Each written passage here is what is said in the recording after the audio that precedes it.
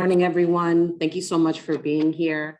My name is Amarita Torres, and I'm the Vice President for Policy and Research at the Community Service Society of New York. I'm also your MC for today's Women in the Workforce Policy Forum, and I'm just so thrilled that all of you could be with us here this morning. Today, the Community Service Society and A Better Balance are really excited to host today's forum and present new research on how women, particularly women of color who are concentrated in low-wage industries, are faring in New York City's workforce and have been impacted by the pandemic. We are doing this forum because it is critical for the future of our city, for the future of our workforce, and for the future of women, that we address the holes in the social contract that the pandemic has so brutally exposed so that we can advance a truly equitable recovery for all. Today, we have a great lineup of speakers, spark talks, and panels that are going to dive into some of these issues. But before we do that, I'd like to go over just some housekeeping issues. First, for questions after presentations and panels, please use the Q&A function on the bottom of your screen. This is how we'll be taking questions from the audience after the report presentation and after the panels. We will be using the chat to pass along information about today's program, for example, our speakers, how to promote the forum on social media, bios in the program, and the like. So feel free to use the chat function also to engage with others at the forum, but not for questions, particularly about the presentations. That should be done in the Q&A portion of the Zoom. So with that, I'm really excited to kick things off with our opening speakers for today's forum and our first speaker. So it is my pleasure to introduce our co-chair of the New York City Women's Caucus, the New York City Council, Women's Caucus, and the chair of the Council's Economic Development Committee, council member of the 18th District in the Bronx, Amanda Farias. Hi, everyone. Good morning, and thank you for that intro, Amarita.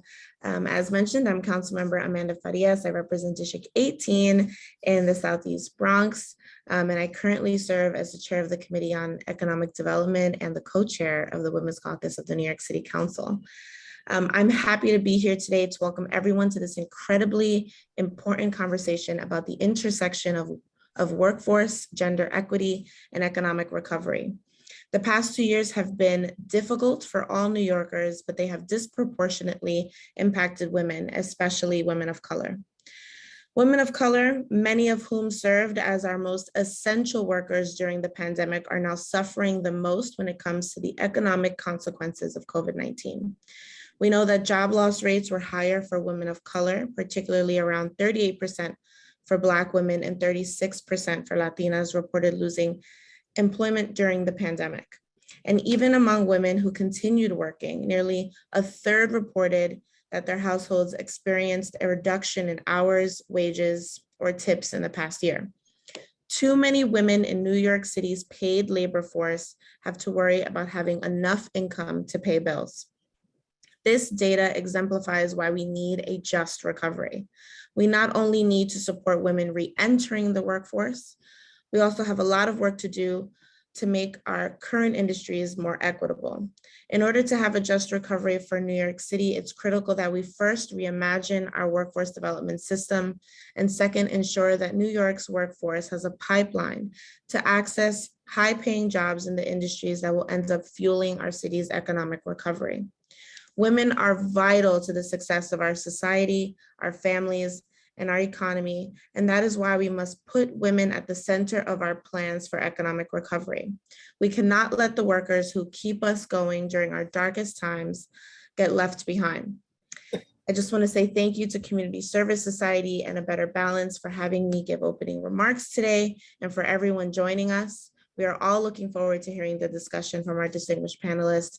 Thank you, and I look forward to the fruitful conversation. Thank you so much, Amanda, and what a pleasure to have you. I'm now going to introduce the CEO of the Community Service Society of New York, David R. Jones, my boss, to provide some words. Thank you, David.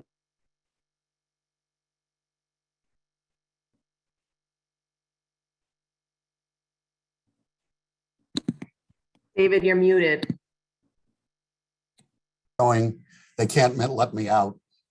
Hi, I'm David Jones, not technologically adept somehow. I'm president and CEO of the Community Service Society. Let me begin by thanking everyone who is with us today for our policy forum. our esteemed speakers and government officials and electeds, advocates and press, philanthropy, community-based organizations, and of course, the private sector. And a sincere thanks to our moderator, Errol Lewis, for spending half of his day with us to moderate our forum. And of course, to all our attendees, I thank you for your interest in improving the lives of women in the workforce, the focus of today's discussion. Even before the pandemic dealt a serious economic blow to women in the city's workforce, particularly to low-income women of color, who really bore the brunt of the pandemic, the playing field for women was grossly uneven. Too many women are stuck with stagnant wages and jobs, often without employer-provided benefits and inflexible work schedules. These women are juggling caregiving responsibilities while holding on to a job. Many were involuntarily pushed out of the labor market. Most already lived paycheck to paycheck in an increasingly expensive city. The pandemic, coupled with its lopsided impact on the most vulnerable workers in the economy, has only exacerbated their state of economic insecurity and financial risk to themselves and their families. Your presence here is important if we want to move the needle on this issue.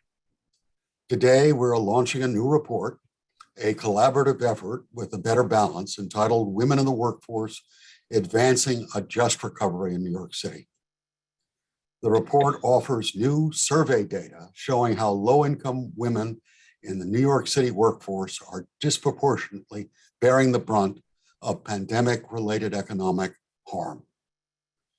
The report draws on recent findings from the CSS's Unheard Third Survey, the longest running poll of low-income people in the United States, and recommended several targeted solutions that can be implemented today to address the needs of low-income working women. From investing in educating the workforce about existing workplace rights, to expanding access to paid leave, fair and flexible scheduling, and to quality, affordable health childcare. This is a strong call for employers and policymakers to take concrete steps necessary to avoid replicating and perpetuating long-standing racial, gender, and ethnic biases in the workplace. To create equitable environments where women have the best chance of success, because their success is our city's success. As a longtime advocate for low-income New Yorkers, which represent more than 3 million New Yorkers, we understand that policy change requires not only good ideas, but the credible research to back them up, combined with advocacy know-how and effective communications. CSS has a proven track record of advancing programs and policies that focus on addressing economic and racial disparities that stand in the way of economic opportunities. By shining a light on the critical issues facing working women in our communities and collaborating with lawmakers and stakeholders and community-based groups on solutions and policy interventions, we can create a more prosperous city for all New Yorkers, and frankly, it's about time. Thank you. Thank you so much, David, for your remarks. I'm now going to pass it on and welcome co-founder and president of A Better Balance, Dina Basque. Thank you, Dina, and to everyone on your team for being an incredible partner in this work. Thank you, Amarita. Oh. Okay, I'm off mute. Good morning, everyone. And as David said, thank you all for joining us today. My name is Dina Baxt. I am the co-founder and co-president of A Better Balance, and we're really proud to join forces with the Community Services Society on this new report, Women in the Workforce, Advancing a Just Recovery, and thank the entire team at CSS for their partnership on this project. Over 15 years ago, we founded A Better Balance because we knew that at some point in our lives, we are all likely to be the primary caregiver to a child, a parent, a spouse, or other loved one. And we all deserve the ability to care for them and ourselves without facing devastating economic consequences. Yet millions of workers in America, especially right here in New York City, struggle mightily between earning a paycheck and between caring for themselves and their loved ones. As you heard from David, the pandemic has grossly exacerbated this crisis of care. Over the last couple of years, we've heard from callers to our helpline and community outreach work that there is a profound and growing disparity between those who have the resources to protect their health and the health and care and protection of their loved ones, and those who are one sick child or family emergency away from economic devastation and being pushed deeper into poverty. Low-income workers, disproportionately women of color, have been bearing the brunt of the hardship, and ensuring they can care for themselves and their loved ones is a critical, non-negotiable component of ushering a just recovery in New York City. Our reports firsthand look at the harsh inequities that have been exposed and worsened by the pandemic. Drawing on CSS's excellent unheard third data represents an urgent call for lawmakers. We've been so proud to work with the city and state over many, many years to translate the struggles we've been hearing from workers into meaningful policy change. New York's been a leader, and along with our legislative champions, we've worked to ensure that the New York City and state workers have important rights to paid family leave, to paid sick time, to pregnancy accommodations, and more. And as the pandemic continues and worsens, we are eager and must build upon the progress that we have made to ensure stronger protections and meaningful support for workers in this city. We're proud to have just worked to help pass a bill that will ensure workers in New York State are no longer punished for lawful absences. And we are proud to continue the fight to pass laws to provide workers with the protections that they need. We are, in addition to valuable data that makes clear in this report that New York City low-income workers urgently need change. This report presents a clear roadmap for how to make that change happen. So we are excited to be with you all today to discuss how to make that a reality. Thank you. Thank you so much, Dina, and thank you again to A Better Balance. Now I'm happy to introduce our city's budget watchdog and chief accountability officer, and also a former member of the New York City Council, New York City Comptroller, Brad Lander. Thank you so very much, Amrita and Dina and everyone from both Community Service Society and A Better Balance. I'm really honored to be here with you today and so grateful to what both of your organizations have done to keep this set of issues front and center at a time when it is so urgent. You know, we spent all this time in the pandemic saying we recognize, we see the harsh spotlight that the pandemic shines on these pre-existing inequalities, especially along lines of gender and race and income. And on the other side, we're going to do something about it. Yet so often we seem to just forget that as soon as we say it, and you are doing this incredibly important work to lift it up and demand change. And together we are winning it and going to win it. I've been so proud to work alongside both of your organizations in recent years to focus on these critical issues of women's economic security, from the fight for paid sick leave so long ago, but still ongoing since gig workers don't have it yet, to flexible scheduling, to other protections for gig workers. And I'm committed to continue to prioritize this critical work in the Controller's Office. We haven't wasted any time. In March, just a couple months after getting started, my office released a report in partnership with Council members Tiffany Caban and Shahana Hanif, looking at issues facing women in our economy and what it would take to achieve a feminist recovery. So many of our findings there are aligned very closely with the issues raised in the unheard third survey you're releasing today. I want to especially shout out Allison Silkowski on our team, who I know has worked with you in the past, and we're thrilled to be working with here in the Controller's Office, who was the lead researcher and author on that report. Even before the pandemic, lower income women and women of color and immigrants in particular were struggling. 1 in 5 were living below the poverty line, with particularly high rates of poverty amongst Latina and non-citizen women. Among women-headed households with kids under 5, who have long been the most economically precarious households in the city, rates of poverty are closer to 1 in 3, and the pandemic further entrenched those disparities. Pandemic-related job losses have been concentrated in retail and hospitality sectors that predominantly employ women of color. Our New York by the Numbers survey this week, a newsletter that we released yesterday, shows job growth is almost back to pre-pandemic levels in higher wage sectors like tech, and yet remains stubbornly below those levels, especially in retail and hospitality, exactly these sectors.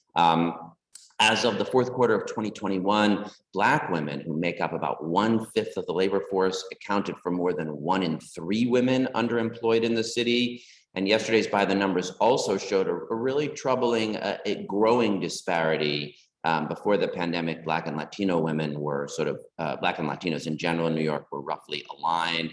And the gap between Black New Yorkers and all other New Yorkers really has grown in recent months on these wage and job issues. More than half of New York City's women caregivers had their working hours cut during the pandemic, and women of color were far less likely to have paid leave available to them, either in care work or in gig work. And of course, the burden of remote school and childcare closures. I shouldn't say of course, it should not be that way, but we know that the burden of remote work and childcare closures fell overwhelmingly on moms, amplifying inequalities in childcare and unpaid domestic labor, and straining already precarious work-life balances and mental health for women all across the city. Now, there are some real ways that we're going to make progress, making progress on policy solutions, right now. So the pandemic exposed how fragile our childcare system is and how urgent the need for significant new public investments in early education and childcare. We decided to make that a real first priority as part of the feminist recovery work. Thanks to the advocacy of you and others, there were big investments in Albany in childcare, not nearly as big as we need, but meaningful steps on the way to genuinely universal childcare. But one big gap in Albany's work was leaving out undocumented kids. Could have been done at extremely low cost, and there is a good law that former Dreamer Assemblymember Catalina Cruz and Jabari Brisport are sponsoring. But in the meantime, we can fill that gap this week in New York City in the budget process. So together with Shahana and Tiffany, we co-launched, and with a bunch of your organizations, the Childcare for All Families campaign 2 weeks ago. It will just take $10 million, a blip in this $100 billion budget, to make sure that all undocumented kids have the same access as all other kids to publicly subsidized early education and childcare. So important both to those families and on the basic principle of what childcare for all has to mean. So keep pushing and lobbying. I really think that there's a good chance the mayor and the council will do that this week. It'll be a big step forward. Next, on sick leave and flexible schedules. You guys have been leading the way on this the entire time I've been in public life. So thanks to both of you. I was proud when I first ran for office in 2009 to center the paid sick leave campaign, help lead the fight to pass it with Councilmember Gail Brewer and Working Families Party and so many of you, to overturn Mayor Bloomberg's veto and then really strengthen that law. But it's still the case that gig workers don't have it, and they so easily could. There's a great bill in the council that would use the ABC test that would extend paid sick leave to deliveristas and Uber and Lyft drivers and nail salon techs. It does not take state level reclassification, though we should do that to provide access to the city's paid sick leave law. Let's get it done. And also, of course, delighted to work with you on fair work week laws that give 2 weeks notice of scheduling so workers can plan for childcare, appointments, and other needs. And one other thing here, but the Unheard Third survey shows that for those protections are only as good as the outreach and enforcement that uphold them. The survey today, you revealed that fully 2/3 of women who are eligible for paid sick leave aren't familiar with their law and their rights. That's a failure of our implementation. We gotta do better. One other thing I'll underline here that I think goes along with that job stability is back in 2021, we became the first city to give fast food workers protections against unfair firing.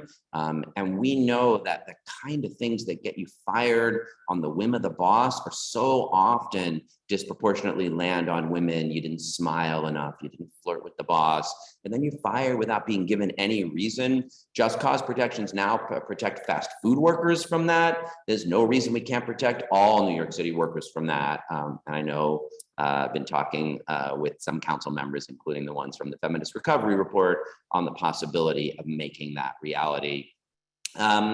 Lots to do for gig workers. The pandemic showed such a marked increase in the number of women and moms in particular who turned to gig work as a primary or secondary income source, seeking flexible hours and independence. But rampant misclassification and a lack of universal health care continue to make those jobs precarious and undersupported. Working together with delivery workers, last year we won minimum pay standard, building on what we had done for Uber and Lyft drivers back in 2017. And with the Freelancers Union, we won the Freelancers and Free Act to guarantee that people are paid on time and in full. But we can do more. I mentioned paid sick leave for gig workers and increasing Know Your Rights outreach. Let's keep pushing, though, for proper classification at the federal and state levels. The time is still right for New York State to pass a law that properly classifies gig workers, as employees entitled to the same protections and benefits. That will still, of course, leave folks who are genuine freelancers still outside of our social protections for health insurance, for workers' comp, for paid time off. We've been talking for so long about taking real steps forward on portable benefits for those workers, and we continue to fail to do it. Independent contractors, temporary workers, and those in the gig economy who for now are misclassified. But even there'll be a whole set of folks after proper classification that still need access to social insurance and benefits. So New York City can and must pursue the creation of a real portable benefits fund. We conducted a survey of freelancers prior to the pandemic that found 76% of respondents interested in portable benefits, and a staggering 82% who were most concerned with the provision of health insurance. Obviously, Medicare for All or the New York Health Act is what would provide that in the most durable way.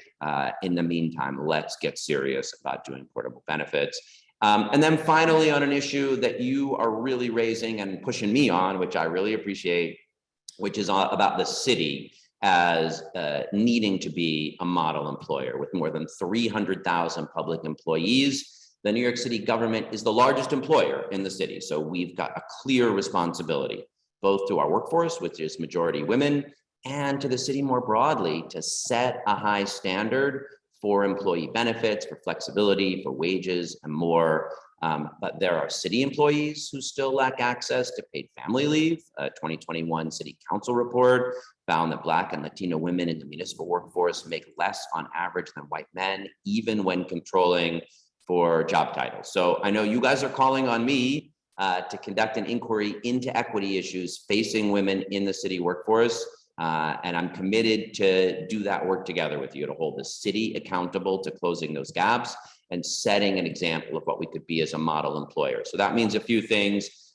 We've committed to do some equity audits of city agencies to analyze those disparities of pay equity, leadership diversity, service delivery, and outcomes. And we're talking now with our new Deputy Controller for Audits, Mara Hayes-Chaff, about how to get that work started. And of course, in our own work. So at the Controller's office, we're 3 days a week in person with 2 days a week remote. But the mayoral workforce, the agency workforces are back 5 days a week, even though almost no other office workers are. It's clear from the data that you've released that flexible work schedules and remote work are hugely beneficial to caregivers, mostly women. So we need to be pushing forward here on what the new models of public sector employment and city employment look like and how they live up to our commitments on equity for women, for caregivers, for people of color. A Siena poll released just yesterday showed that 30%, 1 in 3 women in New York City would prefer to work from home 5 days a week if that option was available. Let's look at what is possible in our city workforce. And I'm committed to doing that alongside you. We have so much to do if we want to get closer to that goal of a feminist recovery. On the town hall that we did after we released the report, there was an amazing set of leaders and activists women who you have worked with, who are leading grassroots organizing with domestic workers, with nail salon workers, with fast food workers, with retail workers. This is the moment, like this is so connected to the new labor insurgent uprising, people organizing at Starbucks and Amazon and all throughout the economy, combining the research and advocacy you've been doing, that insurgent labor energy, this new majority women city council. I know we can make real progress together. Thank you so much for inviting me. Thank you for all your advocacy. Thank you for pushing me and all of us. Look forward to making real progress together. Thank you so much, Comptroller Lander. I mean, those remarks were incredible and touched on so many of the most important issues that we're covering today. And thank you for your conviction and your commitment to this work and to the rights of women.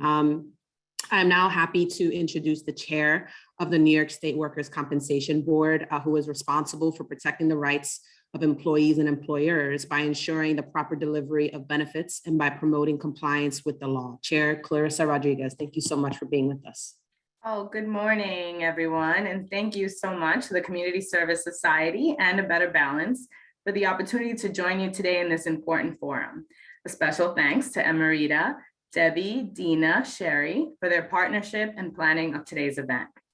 Again, my name is Clarissa Rodriguez, and I serve as the chair and head of the New York State Workers' Compensation Board, a state agency that provides medical and lost wage benefits to workers who are injured or become ill on the job.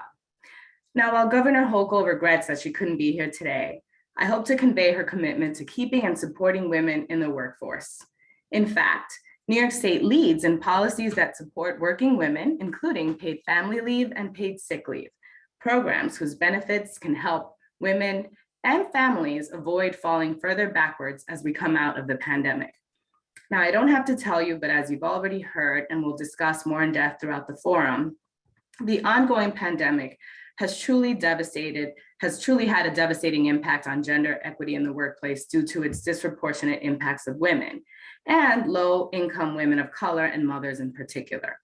Today's policy forum, though, provides us with an opportunity to look back on policies that have helped women in the workforce survive the pandemic, while also looking forward to how we can better serve these women in the workforce. The report highlights that there is a lot more work to be done to ease the burden of childcare, education, household maintenance, and family caretaking. Responsibilities, as we all know, that unfairly fall predominantly on women. And I know firsthand how important it is to have social and economic support in raising our families.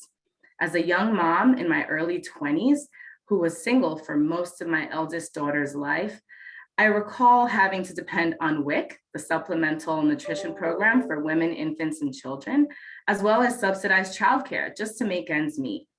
Now, this support enabled me to not only remain in the workforce, but also to put myself through law school and ultimately make strides towards lifting my family out of poverty. Today, I'm happy to report 22 years after the birth of my first daughter, a recent college grad herself, I'm proud to lead an organization that serves women in the workplace in unique ways.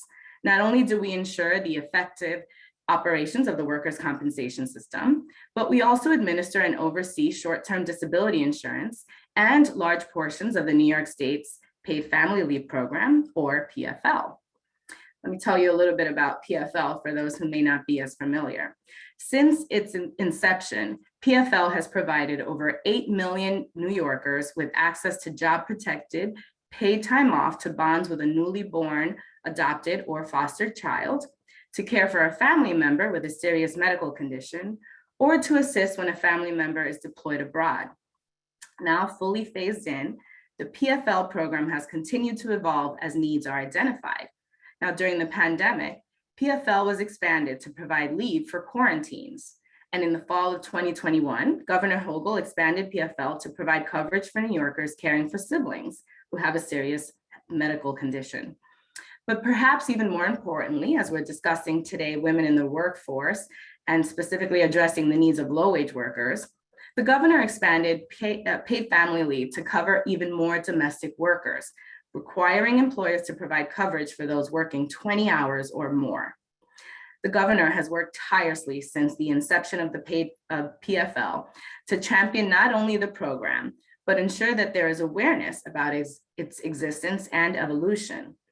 And the coalition of PFL advocates here in New York, including your hosts today, created opportunities for outreach and public education and continue to partner with us to provide substantive feedback on the program, the regulations, our website, and other research outreach materials.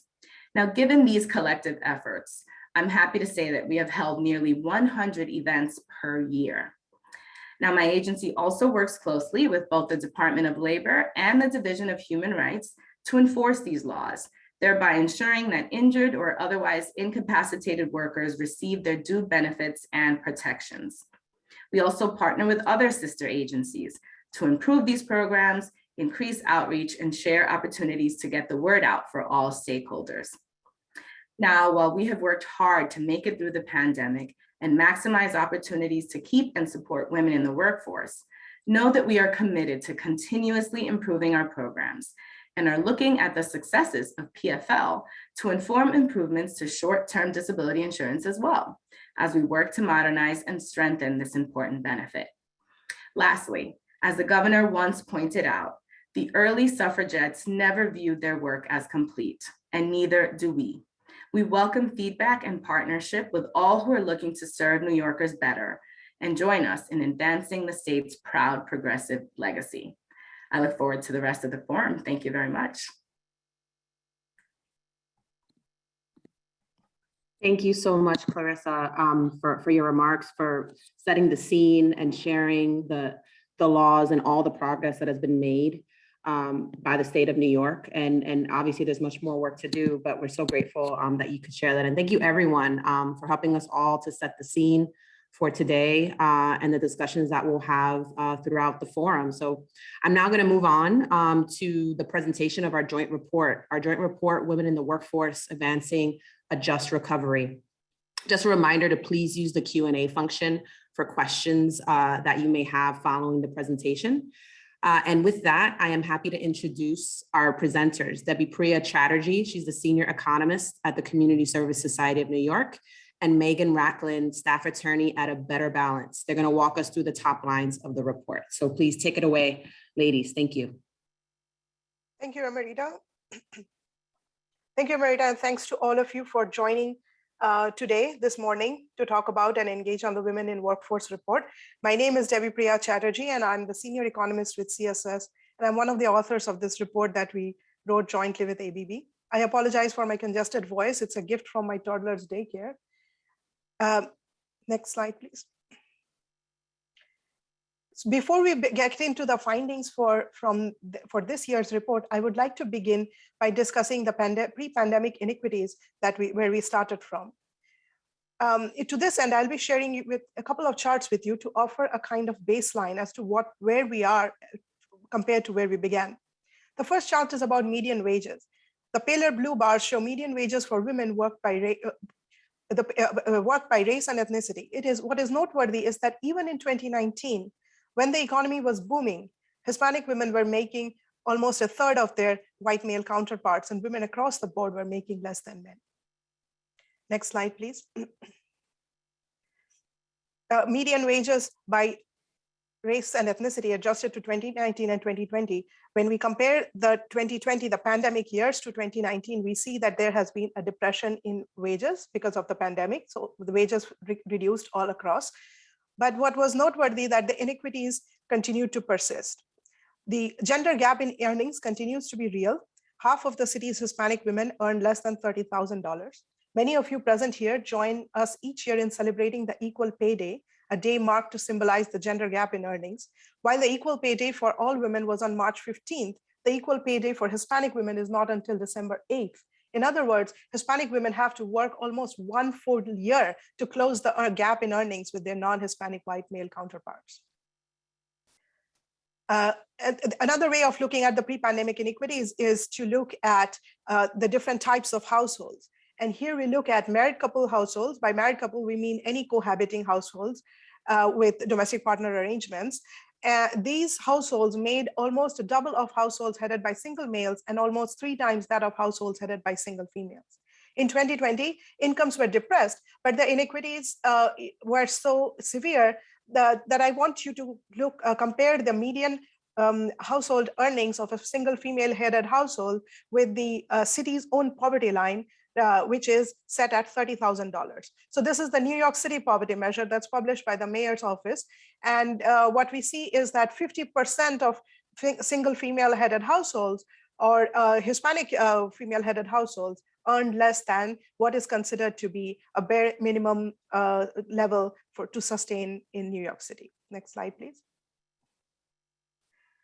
Moving on to our survey. So this is a survey that is a representative survey of New York City that CSS develops and conducts every summer in partnership with Lake Research.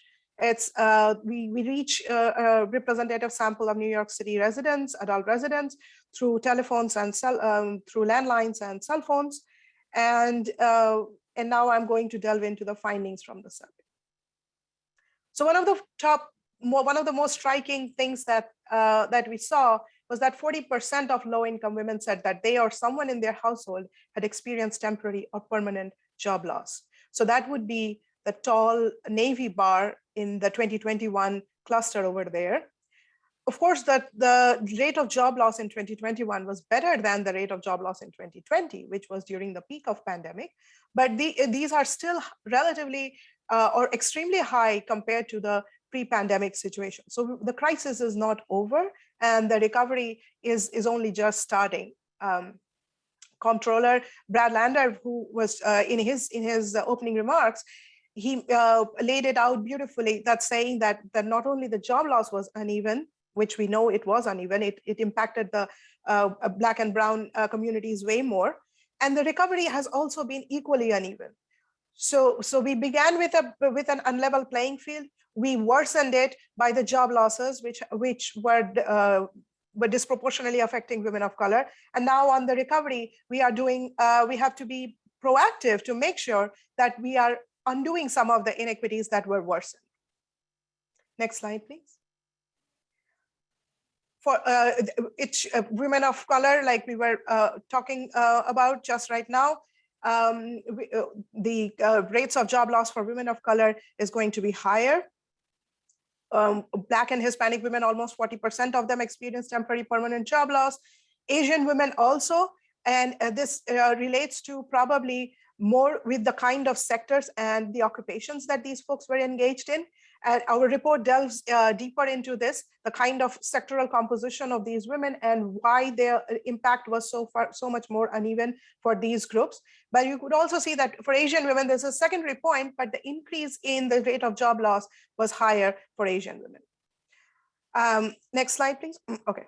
Childcare was a prime factor in pushing women out of labor force. We have alluded to this many times earlier this morning. I want to say that among women, mothers who dropped out of the labor force, 50%, almost 50% said that childcare was the reason. And so you can imagine for the other 50% who had to drop out of labor force, it was due to either temporary or permanent disability due to healthcare concerns or to provide care for another adult in their household. Next slide, please. More women are engaging in the gig economy. So Comptroller already alluded to the various issues in this realm.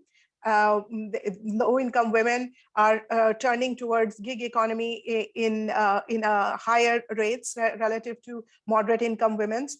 And overall in the city, around 20% of the population is engaged in gig economy.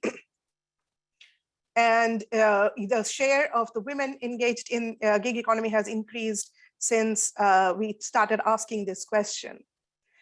The key issues, and CSS has been our prime supporter and prime champion of this, of the work in this. We want workplace protections for gig workers. We want a proper employment classification, and we want portable benefits. So we have talked about this greater in our previous report on gig workers, just reiterating some of our recommendations from there. Next slide, please. More mothers are engaging in the gig economy. Part of it might be because of the kind of opportunities that were available when some of the formal employment options closed down. And so in 2021, we see that among low-income mothers, 28%, close to 30%, were engaging in gig work. Next slide, please. Continuing on the topic of benefits, let's just remind ourselves that even if you are not a gig worker and if you are an employee under proper classification, a large fraction of those employees, women employees, also lack access to employer-provided benefits. Only 50% have paid time off, less than around a third have paid family leave, a third have retirement benefits, and employer-provided coverage remains less than 40%. And just to remind everyone over here, employer-provided health coverage is not only an employer, like a workplace or a labor issue, it is actually a public health issue, just as we found out during these 2 years of the pandemic. Next slide, please. This was another startling finding, for at least for me, when we were looking at the unheard third data. The paid sick leave laws, there's a huge awareness gap about the paid sick leave laws among low-income women. So around 50% of them have little to no knowledge of the city's paid sick leave laws, and a similar rate of lack of awareness among low-income mothers. So this highlights, for me, it highlights the imperative that it's not enough to pass a law unless it is reaching the awareness, unless we are being proactive in actually educating and informing folks of their rights, of their access to paid sick leave laws. It's not going to make a difference if almost half of the constituents we want to address do not know about these laws. Next slide, please. And the final takeaway, a picture that I want you to remember is that low-income women continue to exist in a state of chronic financial precarity. Almost 1 in 5 do not have any rainy day savings. So 19% of low-income women do not have any rainy day savings, meaning they are one major crisis away from entering a cycle of poverty and indebtedness. Like if their car breaks down, if their boiler needs repaired, their child gets hurt, and the long-term consequences of these can be devastating. Share of women who in paid workforce who worried about making ends meet, almost a quarter, like worrying all the time, all or most of the time. So the anxiety that becomes chronic from having to worry about making ends meet takes a huge toll in terms of health, mental health, and lost productivity. This is not just an assistance issue to make these folks have better well-being or improve their well-being. This is an economic issue straight for the city and state to improve their productivity, to contribute to our economy and make the recovery longer lasting. Next slide, please. I'll just go over the key findings. I know I showed you lots of charts. Just to recap, employment loss, 40% of low-income women suffered employment loss. Almost a quarter had to drop out of labor force. Job loss rates were higher for women of color. And even among those who continued working, a third reported reduction in hours, wages, and tips. Low-income women had less of an opportunity to have flexible work schedules. And the point I just made about financial precarity, 42% have less than $500 in emergency savings. Next slide, please. Caregiving responsibilities continue to be urgent and a core reason for making people drop out of labor force, women drop out of labor force. And there's a serious lack of awareness about benefits. So it's not just enough to pass the laws until we increase the outreach. And that we need to work on providing critical safety net benefits, both for employees as well as for workers who are yet to be classified as employees. Thank you. And I'll now pass it on to my coworker, my counterpart in ABB, Megan Racklin. Thank you. Thank you, Debbie.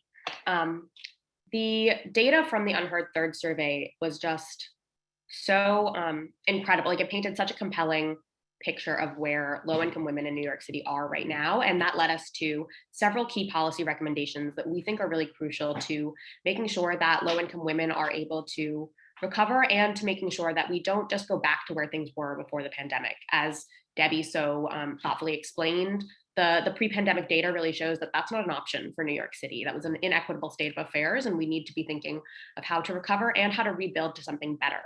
So our first policy recommendation, based on the data that we saw that shows that there's really a lot of workers who are not aware of their rights to paid sick time. There's a lot of people who are not aware that they have paid family leave, and there's just absolutely enormous numbers of people leaving the workforce due to caregiving, health, and disability related needs, despite the fact that New York City and New York State have some of the strongest worker protective laws in the nation. That really leads us to the conclusion that it's crucial that we expand outreach, enforcement, and education of New York City and New York State laws safeguarding workers' rights. We are so proud of the work that we have done throughout the city and the state, and the work that we've done with a number of city and state agencies to enforce these laws and to educate workers about their rights. But at the same time, we can see from this data that more still needs to be done. So we recommend that the City Department of Consumer and Worker Protection and the Department of Human Rights and the State Department of Labor and Division of Human Rights work to proactively enforce the paid sick time and human rights laws, and prioritize strong outreach and education campaigns. And the same for the State Workers' Compensation Board, which enforces the state paid family leave and temporary disability insurance program. And we heard from the chair of the Workers' Compensation Board earlier and are thrilled to continue to work with them to make sure that as many workers as possible know about their rights. We also think that city and state agencies should work together and in collaboration with community partners to ensure that women in New York understand the full range of protections that they have under city, state, and federal law. We also think that the New York City Council and the New York State Legislature should modernize notice requirements to make sure that employers in the modern workplace, and especially in the pandemic workplace, are adequately informing their employees of their rights, including ensuring that workers are given easily accessible digital information about their rights and the policies that apply to them, both in and outside of the workplace. And we also think they should consider legislation to increase penalties for non-compliance with these important notice provisions, because we know how important it is that workers are able to access that kind of information. Next slide, please. Thank you. Second, we really saw that the unheard third data suggests that flexibility in scheduling has been absolutely crucial for many women during the pandemic. Among mothers who said they needed to stop working, we saw that 59% cited childcare concerns as a reason, and the rates were higher among low-income women. Many workers who have been working from home successfully are navigating really challenging return to office policies set by their employers, and workers who have been working in person throughout the pandemic are navigating the increased caregiving needs that surfaced in the last several years. So we think the City Council should increase outreach and education on and expand the protections of the city's existing temporary schedule change law. The temporary schedule change law was a really groundbreaking step towards meaningful flexibility in scheduling, and we need outreach, education, and enforcement to ensure that its promise is really fully realized. At the same time, the law should be expanded to ensure that workers have the full spectrum of protections that they need, including an expanded right to receive temporary and permanent schedule changes without penalty, which should include expanding access to temporary schedule changes beyond the 2 days the law currently provides for. Likewise, the state legislature should really consider leading the nation by passing legislation to ensure that workers are able to have better access to alternative schedules, especially for those who are balancing caring for their own health or the health of loved ones and maintaining their economic security. And that could include telecommuting and part-time work options, as well as occasional emergency schedule changes without penalty. Next slide, please. Thank you. As was alluded to earlier, we think it's time to modernize the state's temporary disability and paid family leave program as well. New York State has long been a pioneer in providing temporary disability insurance and paid family leave benefits. And during the pandemic, that program was more crucial than ever, given the heavily increased care needs that we saw during this unprecedented time. Still, we see in the unheard third data that there's a clear need for improvements to this program. We believe that New York's temporary disability insurance benefit, which provides a monetary benefit for those who are unable to work due to their own serious health needs, we recommend some urgent improvements to that program. Right now, the benefits are capped at $170 per week an amount that is far too low to provide the kind of support that workers, especially low-wage workers, need in today's economy. And at the same time, temporary disability insurance lacks crucial employment protections, including the right to return to work following one's leave, as well as the right to continue one's health insurance. Ensuring that temporary disability insurance has an increased benefit level and necessary employment protections like paid family leave does is really crucial to ensuring that New Yorkers, especially low-income New Yorkers, are able to care for their own health without sacrificing their economic well-being in the process. At the same time, paid family leave should be updated so that it matches temporary disability insurance's greater level of portability, meaning the ability to carry the benefits from one job to another and receive benefits during periods of unemployment. We know that, and we see from the Unheard Third survey data, that movement from one job to another and time unemployed between jobs has become an unfortunately typical feature of many women's working lives during the pandemic. So those changes are especially urgent now. Next slide, please. Yeah. As several of our wonderful speakers have mentioned today, there's also a clear need for increased access to affordable, high quality childcare.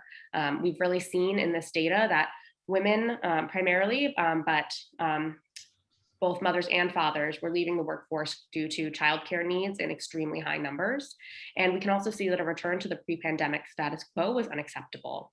The state and the city should take immediate action to ensure that childcare funds allotted in the 2022 budget are used to set a standard for childcare affordability and increase access to childcare subsidies, including through the use of federal childcare stabilization funds.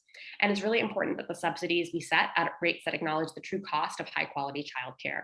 Relatedly, the state and city should take action to ensure that available state and federal childcare funding is used to increase the wages and capacity of childcare workers, including through federal stabilization funds. And action should be taken to end childcare deserts and ensure that access to childcare is equitable throughout New York. Next slide, please. We saw in the survey data that low-income women are concentrated in particular industries, such as healthcare and restaurant, food service, and food delivery.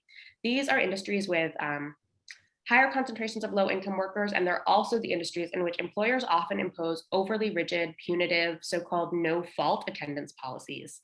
Under these policies, workers accumulate points or occurrences whenever they miss work or arrive late, with discipline or even termination resulting after a certain number of points are accrued. This is a seemingly neutral practice that in effect punishes workers for medical emergencies and tramples on their legal rights. We hear from workers who call our free legal helpline about this issue all the time. And we really see in practice that these policies, which are employed by many of the nation's largest private employers, often mislead and misinform workers about their legal rights and are implemented in ways that flout existing laws. This is particularly dangerous during this ongoing pandemic because workers are pressured to go to work when they are sick or have been exposed to COVID-19 because they can't afford to accrue a point and risk their economic security. In really exciting news, the state legislature just passed Assembly Bill 8092B and Senate Bill 1958A, which addresses these concerns. We recommend that the governor sign that bill without delay, and the city council should consider similar legislation. Next slide, please. Some of the most striking findings from the Unheard Third survey, as Debbie already mentioned, related to the prevalence of app-based gig work among women is really increased across the board. And as a result, it's really crucial that the city and state prioritize the issues that gig workers face. Enforcement agencies should proactively enforce existing laws to counter the trend towards misclassification, and the state legislature should clarify and strengthen the legal standards for employee status to make it clear to make it easier for workers to access the rights and protections of employees in practice. And all new labor laws that are passed should be drafted so as to apply to those in non-standard work situations, as well as those traditionally classified as employees. Next slide, please. The pandemic's particularly pernicious effects on caregivers have been widely documented, but the Unheard Third survey data in this report really makes it incredibly vivid, especially with the data we saw about how many mothers and fathers were forced to stop working due to childcare responsibilities. We know that formal or paid childcare will always coexist alongside family caregiving, and solutions to the employment crisis facing parents during the pandemic must account for both of those needs. So in addition to the recommendations we've already discussed around childcare, it's really important that the state legislature expand the human rights law to cover the full spectrum of caregivers and its anti-discrimination protections. And both the City Council and state legislature should consider legislation to expressly provide caregivers with a limited right to reasonable accommodations absent undue hardship to their employer, and with protections from retaliation for requesting accommodations based on caregiving needs. The City Council should also ensure that refusing to engage in the interactive process when a caregiver requests a reasonable accommodation is an independent violation of the city human rights law. Next slide, please. Lastly, as the comptroller so wonderfully mentioned earlier, the city and state should really lead the way as model employers. I think more than anything, the data from the Unheard Third survey makes it really clear that the economic upheaval that began at the start of the pandemic in 2020, like the pandemic itself, hasn't abated. The city and state government are uniquely positioned to lead by example because businesses look to them for guidance. That can be formal guidance provided through formal means and policy decisions, but it can also be a more informal means through the model that the city and state government set as employers themselves. We know that the wage gap among the municipal workforce is larger than in the private sector, which is a real indication of the city's failure to support women in the workforce to the extent that they need. City workers are not covered by a lot of important worker protective laws, including the city's sick time law and the temporary schedule change law, and they're not automatically covered by paid family leave and temporary disability insurance. And so far, the city hasn't stepped up to provide the municipal workforce with comparably protective policies. Recently, we saw the city's really rigid and confusing return to office policy become a huge point of contention for a lot of city workers. And it's really falling short of the goal of serving as a model employer with policies like that. So we are really excited to hear the comptroller is committed to undertaking an investigation into the workforce, because we think it would be really helpful to find out what city workers, especially those who are balancing the competing demands of working and caring for themselves and loved ones, need to succeed. At the same time, the city and state governments should really make sure that they are providing their workers with paid family and medical leave and reasonable caregiving accommodations, and really stepping up to make sure that they have access to the kinds of policies and protections that will serve them. At the same time, both the city and state governments should convene task forces made up of government officials, business leaders, members of advocacy organizations, and crucially, workers themselves, to share the lessons that we've learned working through the pandemic. The pandemic was an incredibly challenging time. It continues to be an incredibly challenging time for many workers and employers, but also it's often provided a chance to demonstrate that a lot of flexibility, a lot of kinds of flexible options for workers can be really successful and effective. And it's really important that we take this time to reflect on the things that we've learned and how we can use the lessons from this time to build a more equitable and more worker-friendly workplace going forward. Thank you. Thank you so much, Megan and Debbie Priya.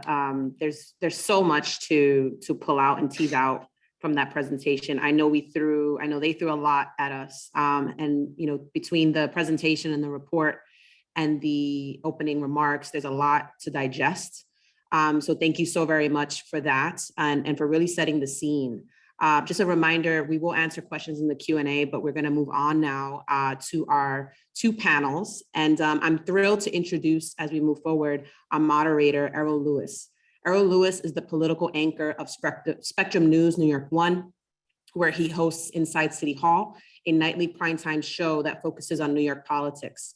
He regularly interviews top political and cultural leaders and has moderated more than 24 debates, including the race for mayor, public advocate, city and state controller, the state attorney general, and the US Senate. He was also a panelist in the 2016 Democratic presidential debate in Brooklyn between Hillary Clinton and Bernie Sanders. When he's not anchoring, hosting, or moderating, he is writing as a columnist for New York Magazine and for the Daily News. And when he's not doing that, he's teaching young people journalism at CUNY. And we are so grateful to have him with us today. So thank you so much, Errol, for being here. Please, the floor is yours. Okay, thank you very much, Emerita. And I want to thank everybody for joining us this morning. that was indeed a lot of information. And I've seen some questions in the chat about whether or not it will be available. And the hosts of this fine panel say that all of it will be available after the fact, including some of the presentations that you saw. So everybody should take notes, but don't panic if you feel like some of the information is getting past you. This first panel is about the strengths and opportunities for improvement when it comes to the existing rights of New York City women. New York, of course, as we've seen in this report, has some of the strongest worker protections in the country, but it doesn't matter if you have protections if you don't know about them. So we're going to dig into the report's findings about the lack of awareness about the existing protections under city, state, and federal law. We're going to talk about how people can better access the rights that they do have. And we'll survey the state of the law and maybe look at a little bit at where existing protections are falling short. I believe we have all of our panelists here. I'll introduce them briefly, and then I'll begin asking some questions. The City Council member, Gail Brewer, is with us. She is the past and current City Council member from District 6, which represents most of the Upper West Side of Manhattan. She formerly served 8 years as Manhattan Borough President. We're very glad to see her here. We have Devon Russell, who's the president of WEDCO, the affordable housing anchor and engine of equitable community development based in the Bronx. They deal with well over 1,500 children and young people supported in their education and development every year. Most of them end up in some of the highest performing high schools. A lot of the teenagers get internships, and 100% of the graduating seniors go to colleges and universities. Sherry Luant is with us, and she's the co-founder and co-president of A Better Balance, one of the hosts of this forum. And we're going to certainly ask her about the legal side of a lot of these questions. And we are very pleased to have Vilda Vera-Mayuga, who is the New York City Department of Consumer and Workforce Protection Commissioner. And importantly, prior to becoming the commissioner, she was a deputy secretary for economic opportunity at the New York State Department of State, and in the past worked as deputy commissioner for worker protection at the New York State Department of Labor. And I want to start with you, Commissioner. It's very good to see everybody. Commissioner, if you could shed some light on this, just broadly speaking, you know, we're all used to being in workplaces where we have rights and there are things that are posted, you know, into your break room or in your cafeteria or in the hallway. What's the general process of trying to inform people of their rights? You know, I know the legislature might specify you have to have a poster in such and such a place, in such and such a font, and all of that kind of a thing, but the law really lives in a different kind of a way, right? I mean, is the notion that the burden is on the worker to know her rights and argue for her rights? How much of it belongs to the employer? How much of it belongs to the government? What's your general thinking on that? Thank you so much. It's really great to be here, and I think it's super important conversation. I think it's all of the above. I mean, I think we have, like you mentioned, certain requirements in the law, right, of what the employer has to post and those notices. And I think from the perspective of thinking, especially in New York City, how many businesses we have and the different sizes, we do try to also make it as easy as possible, right, on the employer to comply. So many times what we have is notices that we've crafted already and are accessible on our website for businesses to just like take from there, fill in some blanks and disseminate it. I know in the previous presentation, whether it should be electronically posted, all those things, right? There could be a variety of ways. Certainly, we put in a lot of effort and work to make sure we get the word out.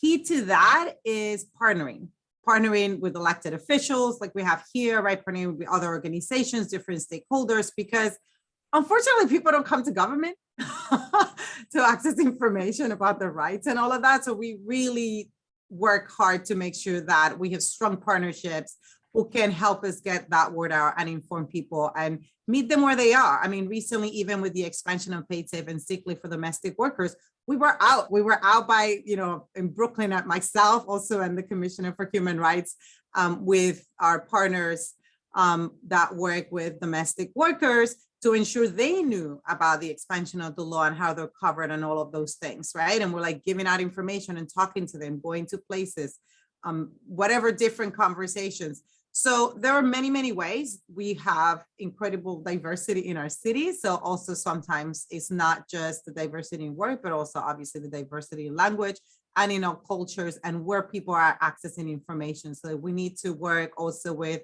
faith-based organizations to make, because that's where a particular group of people are going to go and get their info, then that's what we need to do.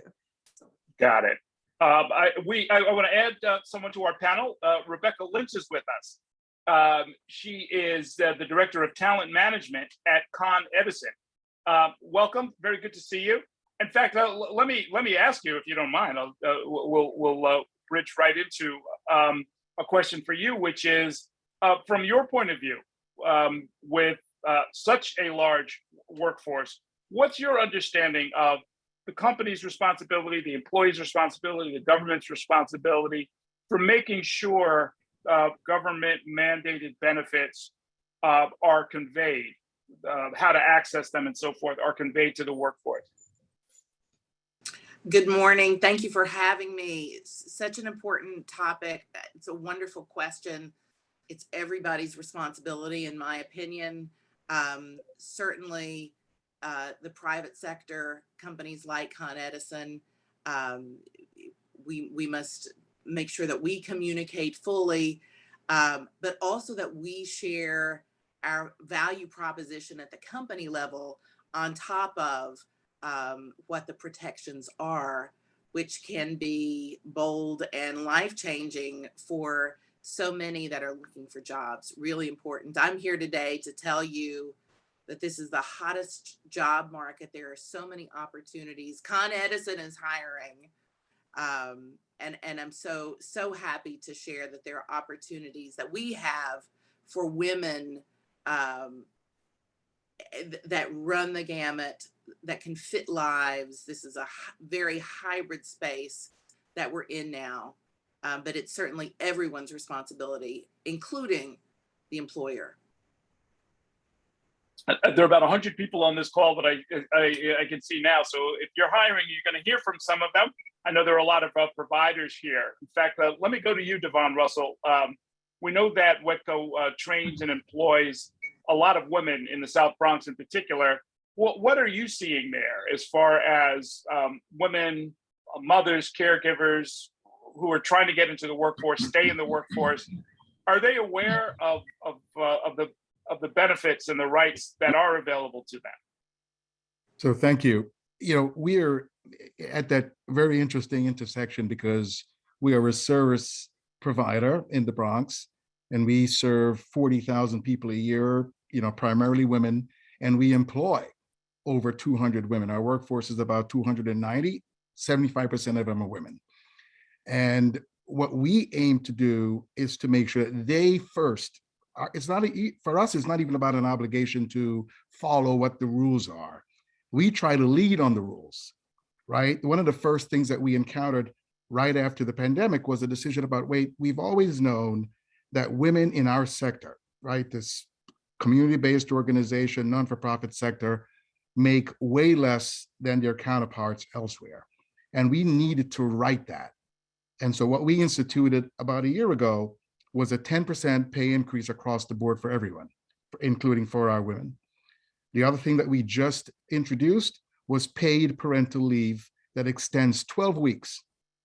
This is not FMLA. This is not what the state mandates. This is WETCO advocating that if you have a child for whom you now are in charge of its care, you get 12 weeks paid time off. So we have to lead in this way in order to keep our workforce ready to undertake the work that's presented to us every day. And the pandemic brought it into full focus, right? Where we're sitting wondering, how do we protect our workforce that's doing face-to-face work, right? We're frontline workers having to protect us and at the same time take care of families who are very much in need. I mean, you've seen the numbers, 45%, we saw the same thing of women lost income. And we had to be there to shore them up and make sure that they were going to make it to a place when this pandemic has somehow abated. So we see ourselves as a leader in the industry. We want the city to work with us. $15 an hour does not do it anymore. And we can talk about that later. Okay. Gail Brewer, I would imagine as a lawmaker, few things are more frustrating than to fight for and pass a piece of legislation that confers a right or a benefit, only to see that it's not being used, in part because people are not aware of it. We're all in the communications business. What does this mean to you, and what do you think is the best way to make sure people are better informed of the different benefits available to them? Well, thank you. Obviously, with a better balance, we did pass this wonderful law, and then it had, when I was in the city council for the first time, and now, of course, it has been improved. So even talking to owners and restaurants, as I did this morning, to the credit of the city and to the credit of a better balance, it is implemented positively by the city of New York, and the restaurants and the employers like the law. So that's a real huge asset to the city of New York. But the problem, as the CSS report and the Better Balance have shown over and over again, is pandemic or not, just hundreds of thousands of women who need to know about the law do not know. So it turns out, I think the commissioner is right. Government, obviously we have to tell people, we have to work with our clergy and our electeds, and we have to publicize it on the web and brochures and so on. Guess who the trusted partner is? The trusted partner, particularly in New York, where we speak so many different languages, is a nonprofit, locally based community. That's the trusted partner. And so in other cities, grants have been given to these trusted partners to tell people about this specifically. Now, obviously, we hear about nonprofits who do, you know, food stamps and SNAP and childcare and so on and so forth. They do everything. And, you know, we can talk about their lack of funding for, I'm in the middle of the budget, so I can tell you every penny on that COLA issue. But I do believe, Errol, that that's the challenge, is to get to those nonprofits to work on this issue, as they are doing in other places. Because, you know, you go home from your work, you've got your family, your work, your place of work didn't tell you about it. It is also complicated. And my understanding, and the city and a Better Balance will know, it's fairly coordinated in terms of paid sick days, state and city. But my understanding is that the pandemic state doesn't align itself perfectly with the city rules and regulations. And if you read the city rules and regulations, I know that everyone here understands them, but you do have to spend a lot of time understanding them. So if you're a small for-profit or for-profit, I'm not sure you're going to understand them. So, and you got city, state to work with. Con Ed can understand them, because thank goodness you have the infrastructure in the HR department. But there's no HR department in many community-based and small for-profits. So I guess what I'm trying to say to you is, we do have to think really strategically about the outreach. And there are other laws. I mean, I passed one for caregivers, thanks to a Better Balance, where, you know, if you're caring for somebody, you're not going to lose your promotion because you are caring for somebody. There's lots of different aspects to being supportive of the workers. And I think, as you know, between the city council and the state legislature, there may be more such laws. We're not doing a good job of clarifying them, syncing them, and making sure that the worker knows about them in the different languages. Yes, the city does a great job. Hundreds of languages translated, but not always translated, and not always having the trusted partner. Okay, and so Sherry, what do you think would be the best way to do we need to put an entire strategy and funding for implementation into the legislation? What do you think would help?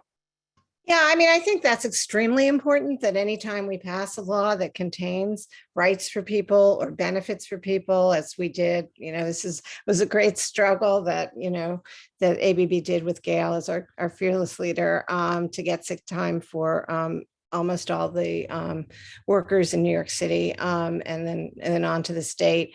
But I think anytime that we're passing these laws, we should be including funding for outreach and education. And I also want to make the point, there was a great job, and also shout out to DCWP and also to the Workers' Comp Bureau on unpaid family leave. DCWP has done a fantastic job. I mean, I don't want to, they've done a great job of enforcing the law, taking complaints, taking them through, doing proactive enforcement. Wonderful job. And in the beginning, also did a fantastic job on outreach and education. It was a real element. I think that what we have to learn with these laws is it's not enough to just do those publication and communication with respect to the laws when they pass, because then they do, and you too, Errol, I mean, you were great on PAID-SIC. You really, uplifted that when we passed it and right before we passed it. And but then, the conversation doesn't include it so much in the public sector, in the public, in the public. So I think that we have to make sure that that's always part of what we're doing. And also, I was alarmed to see the proposal from the mayor that cut the budget of DCWP, because I think that it's extremely important that these enforcement efforts and outreach and education be funded and well funded. So, thanks for that question. And, and just to the employer responsibility, I do feel like, yes, of course, as Gail was saying, HR, places with an HR department like Con Ed are going to know what to do, but smaller businesses not necessarily. They won't necessarily know their applications. All of these laws do have notice provisions in them that the employers are supposed to be telling their employees what their rights are. But I think that reminding employers of that is really important. Most employers, and I recall this conversation I had with you, Errol, when we were doing paid sick time, where you said, well, is this really going to be implemented? And you yourself said, well, most employers are going to follow the law. They may not like it in the beginning, but they'll follow it. But they have to know what it is. And so, I think that educating not just the public and workers, but also educating employers as to what their obligations are with respect to notice to their employees is really critical. Okay, let me mention to folks, if you have a question for our panel, you can see at the bottom of your Zoom screen, the Q&A function is where we're doing those. In fact, there's one that I would just throw out there and I'll let anybody answer it.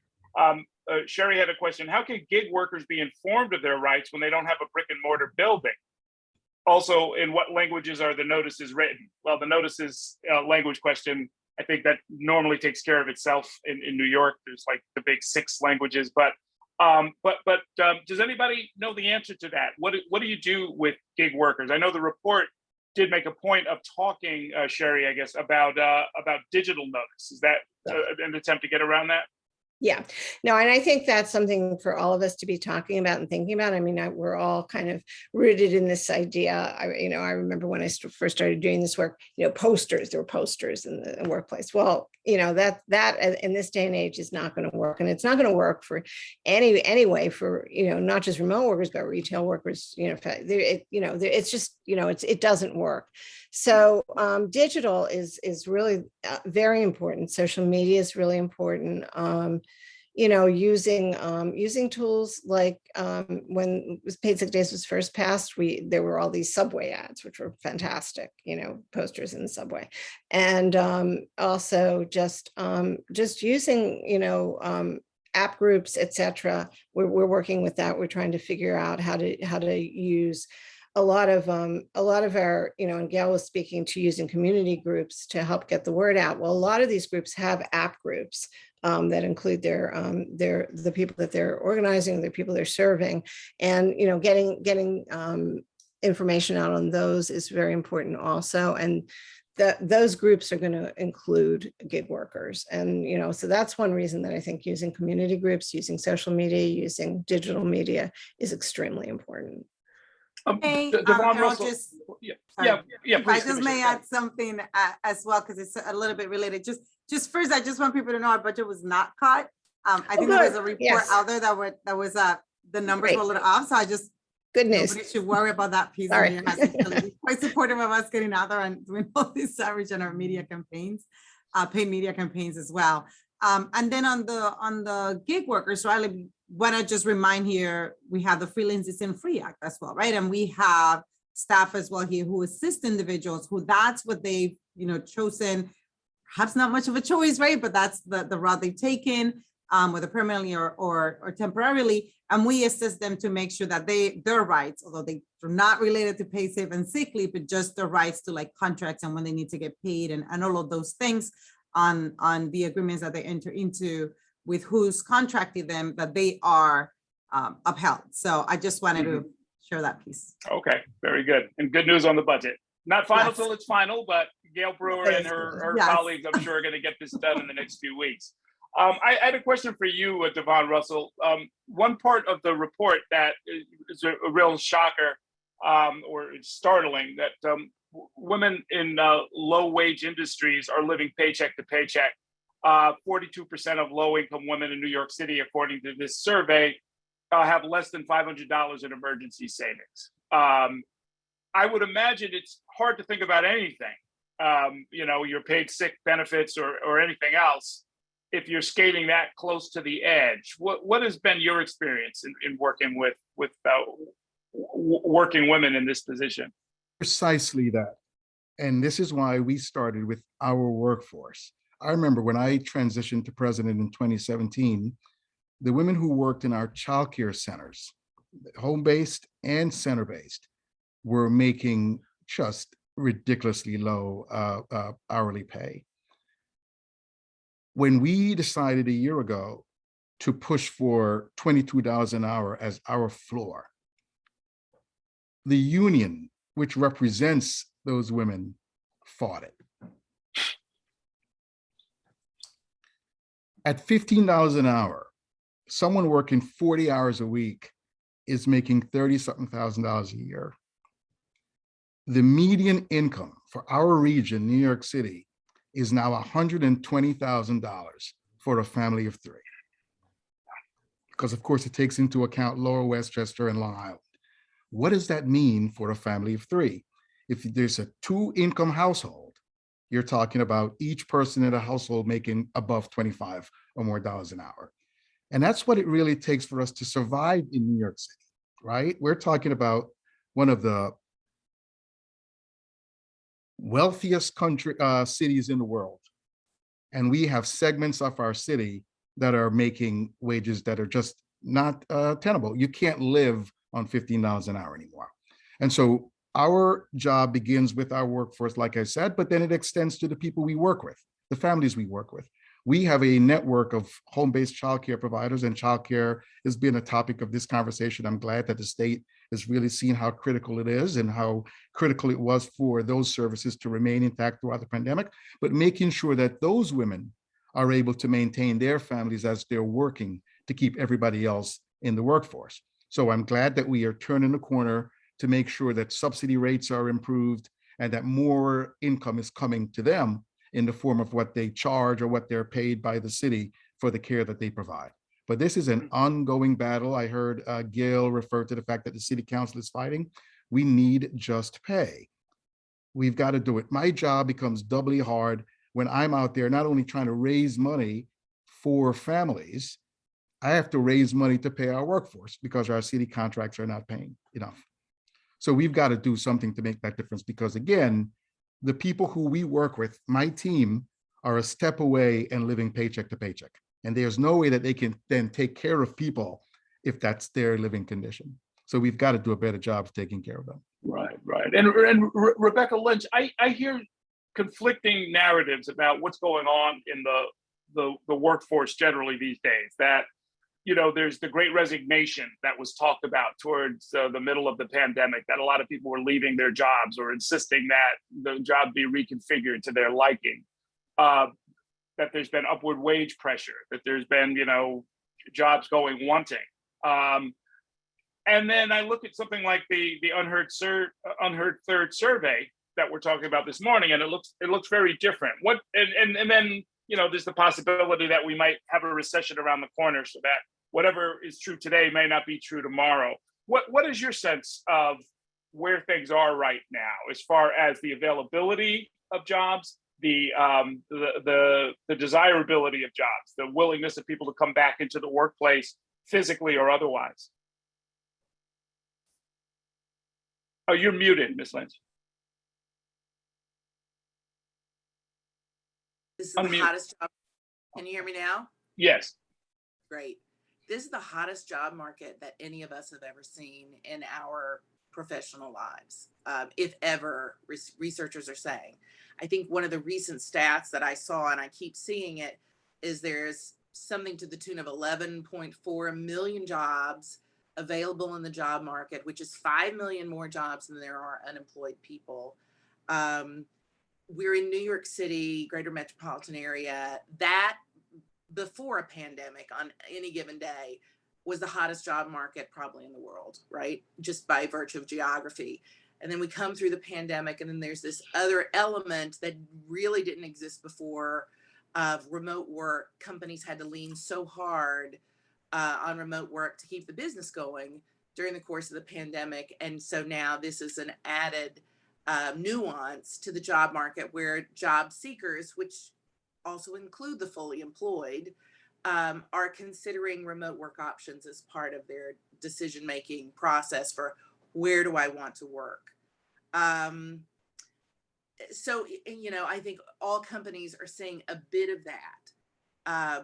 But the good news in a market like this is that the market is flush with jobs, and there are more remote or hybrid jobs on the market than we've ever seen before. And it's interesting when you go on to a job board and you're looking as a job seeker through that lens, technology has really rised up to meet the market, where you can toggle and say, show me the remote jobs, show me the hybrid jobs. And they're out there and they run the gamut. And so having employment opportunities in this particular conversation we're having today, finding work that can meet your life with all of the competing priorities that so many women in our communities have today, can be life-changing. So one of the messages, I was so glad to come here to all of you today to help get the message out. We have opportunities for women. We are not always thought about as a company that is a traditional women, you know, a company that women migrate to. But we have positions, we're hiring over 1,000 employees this year. We have big projects, and we also, you know, we're also meeting attrition that are part-time, and those opportunities are sometimes hard to find. Good paying jobs that are part-time to help you meet your responsibilities at home and with loved ones. That you know, and when we're talking about call centers, those are somewhat remote. Really, please spread the word with your constituents to come and look at our job site, www.coned.com/careers. I'm giving a shameless plug, really, because we want to have a greater presence of women in our company. We're about 22% women right now, which sort of leads the pack when you think about utilities. But it is, you know, it can really change lives. These are good paying jobs with benefits, full and part-time, can really change the lives of families out there. Errol, I want to say something, because I want people to work for the city of New York also. I just want to say, but I also, we have a challenge with the city. I heard earlier a speaker say that, and I didn't hear, that the controller wants to have a model agency, and I think that's great. And there are some challenges that have to be addressed. But we in the city are normally, because of all the great work, for instance, that Consumer Affairs does with out in the field, we have to be full-time. However, and this, I can say this, the commissioner cannot, which is that commissioners are having trouble filling the jobs because we are supposed to be full-time. And when you're supposed to be full-time, and when Con Ed says you can be part-time or you can do flex time, or any other company, then that's a problem. So the mayor is saying everybody has to be in the office, and some people do, but some people maybe could have some flex time. Then people are going to other jobs, and commissioners cannot hire and fill. So I just want to say, Mr. Mayor, you need to be more flexible so that your agencies can be staffed up. Thank you. Well, Gail, I'm used to seeing, studies and reports on everything under the sun. Is anyone looking into how the 300,000 city workers might become a hybrid workforce, or the possibilities of it? I mean, it's not as simple as a yes, no, everybody has to come back, or agencies make their own decisions. This is irreversible, I would assume, right? This transformation that we're in the middle of. I think so. And I mean, you hear me talking about it. Others are talking about it. I think you'll hear more about it. And I want to make sure that we include all the amazing support for families that we're talking about today. That should be part of any workforce. And I feel strongly about that. Yeah. If I could ask it, I'd love to hear from everybody. What are you doing with your office, Gail? Well, I have people who are, in borough president, it was hard, and even here it's hard. And I don't even know that the city council is fully in place. So we are doing some flex time, because that is the way you get people to work. We are independent of the mayor. The borough president is independent of the mayor, controller is independent of the mayor, but the 303,000 city workers are not. So we are flexible in my office, to answer your question. Okay. Yeah, if I could just make the point, because Gail's been just such a champion, as have so many city council members over the years in supporting the private sector workforce.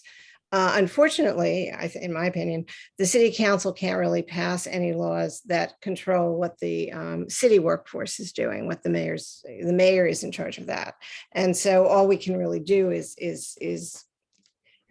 solicit and advocate. And we did hear earlier from the controller, Brad Lander, who did commit looking at our report and thinking about the fact that this is really not working for the city in many ways, as Gail was saying, in terms of recruiting, but also not working for the workers, that we really do need to look at this. So hopefully that will be something that will come out of this forum. Devon, what are you finding with your folks? We are hybrid. And again, we're in that very nuanced space. We do have to conduct face-to-face work. We've determined that our families, the ones we serve, are better served if we're working with them face-to-face.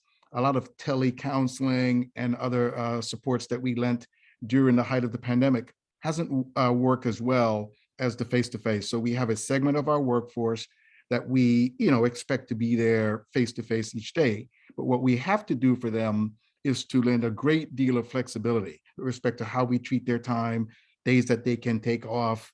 How do we treat days off, personal days, paid time off, is something that we're constantly looking at retooling, because we're in a whole different space. For the folks who do not have to work face-to-face every day, they have the flexibility of this hybrid work, some days in the office, some days at home. And for some folks, completely not in the office at all and getting work done. Do you, Devon, do you tell new employees, or when you're recruiting new employees, do you tell them, hey, you get, paid sick leave, family leave, and so forth and so on? Is that a selling point? Yeah, we're one of those groups that are again, traditionally, when you go work at a non-for-profit, what does every one of your friends tell you? Oh, you're not going to make any money. So part of the marketing that we have to embark upon, unlike Rebecca, is to talk about, the benefits. So the pay may not be great, but you get 20 days vacation, 4 floating holidays, 4 personal days. We lay it all out. And what we've done, in addition to these days that are marked and calendared, is to just drop days in here and there, the day before a great holiday, the day before a weekend holiday. We have just kind of really implemented flexibility in the schedule. Care first. We're really caring and putting caring at the head of what we're trying to do. That's the only way we're going to maintain our workforce, is if we show that, because we can't pay and compete with Con Edison. Okay. In our last few minutes on this panel, I'd like each of you to talk, I guess, briefly, a couple of minutes each, of really what we need to do to make sure that working women can fully take advantage of the current laws, these hard-fought benefits that people have put together. What's like sort of the one thing that you want city and state legislators to do to help make this real? And we could start with you, Councilwoman Brewer. Well, I think we have to make it more understandable. Even a social worker, her baby was ill, her family was ill. She took off 10 days to care for all of them.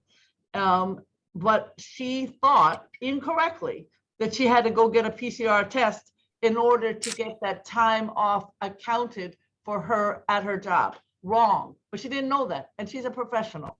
So I think what I'm trying to say is, as everyone knows, Devin said it so clearly, this is a new world in terms of many things, but certainly the ability to work. And if we're going to address what was in the report, and for our families, we have to make it clear, but we also have to figure out a way of changing, not only making the opportunities clear that have been legislated, but also a different workforce. I don't know exactly what that is. We're all trying, but it has to be different. Okay. Commissioner, what do you think?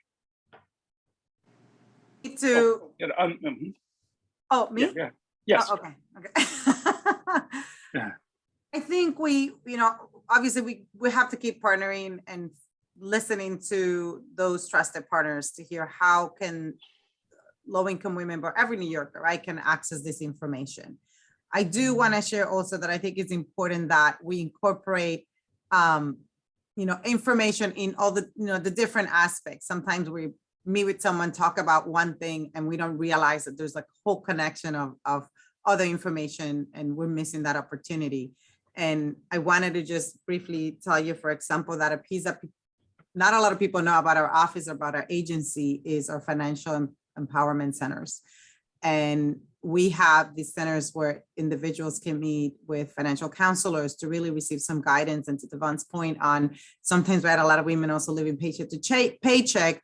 I'm not suggesting that there's any magic formula to that, other than making more money. But that certainly we have another tool for New Yorkers to sit down with someone and help them figure out which is the best way that they can manage any debt or the income that they're receiving, to set a plan that will eventually get them there, right? And we have these experts. And I think that is another way that people can really help. And, improving our financial health can certainly be the engine to our financial recovery. So we really want to make sure that all New Yorkers and workers can benefit through that. Mm-hmm. Mm-hmm. Okay.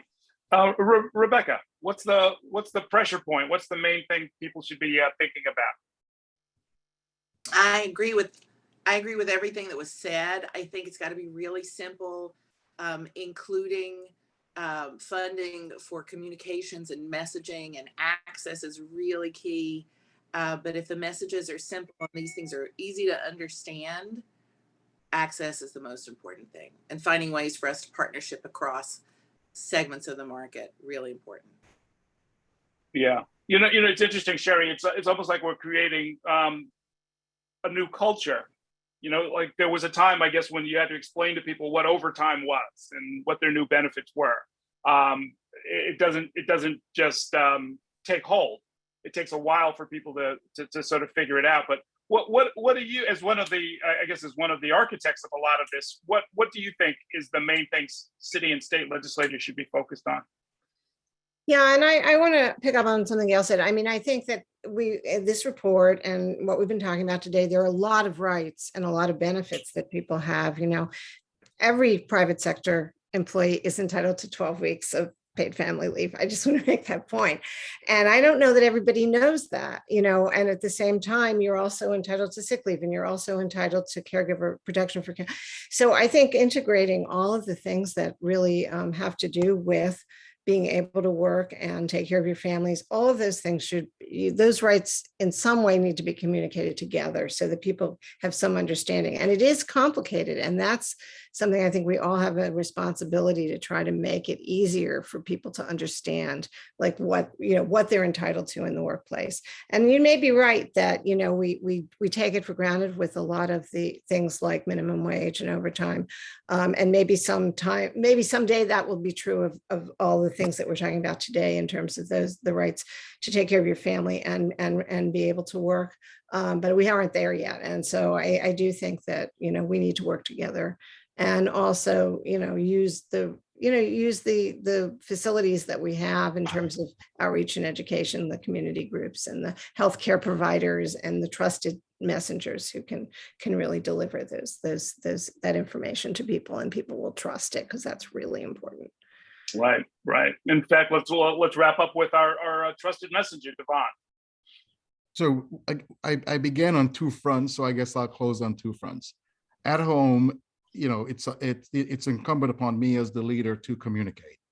And we're in the habit of making these communications very clear, and they're done intermittently throughout the year, where people are given, because of the HR department, opportunity to learn about what their rights are. What we do have to do a better job as a community anchor is sharing that information with the families that we serve. We don't do that well, and we've got to turn the corner and do a better job.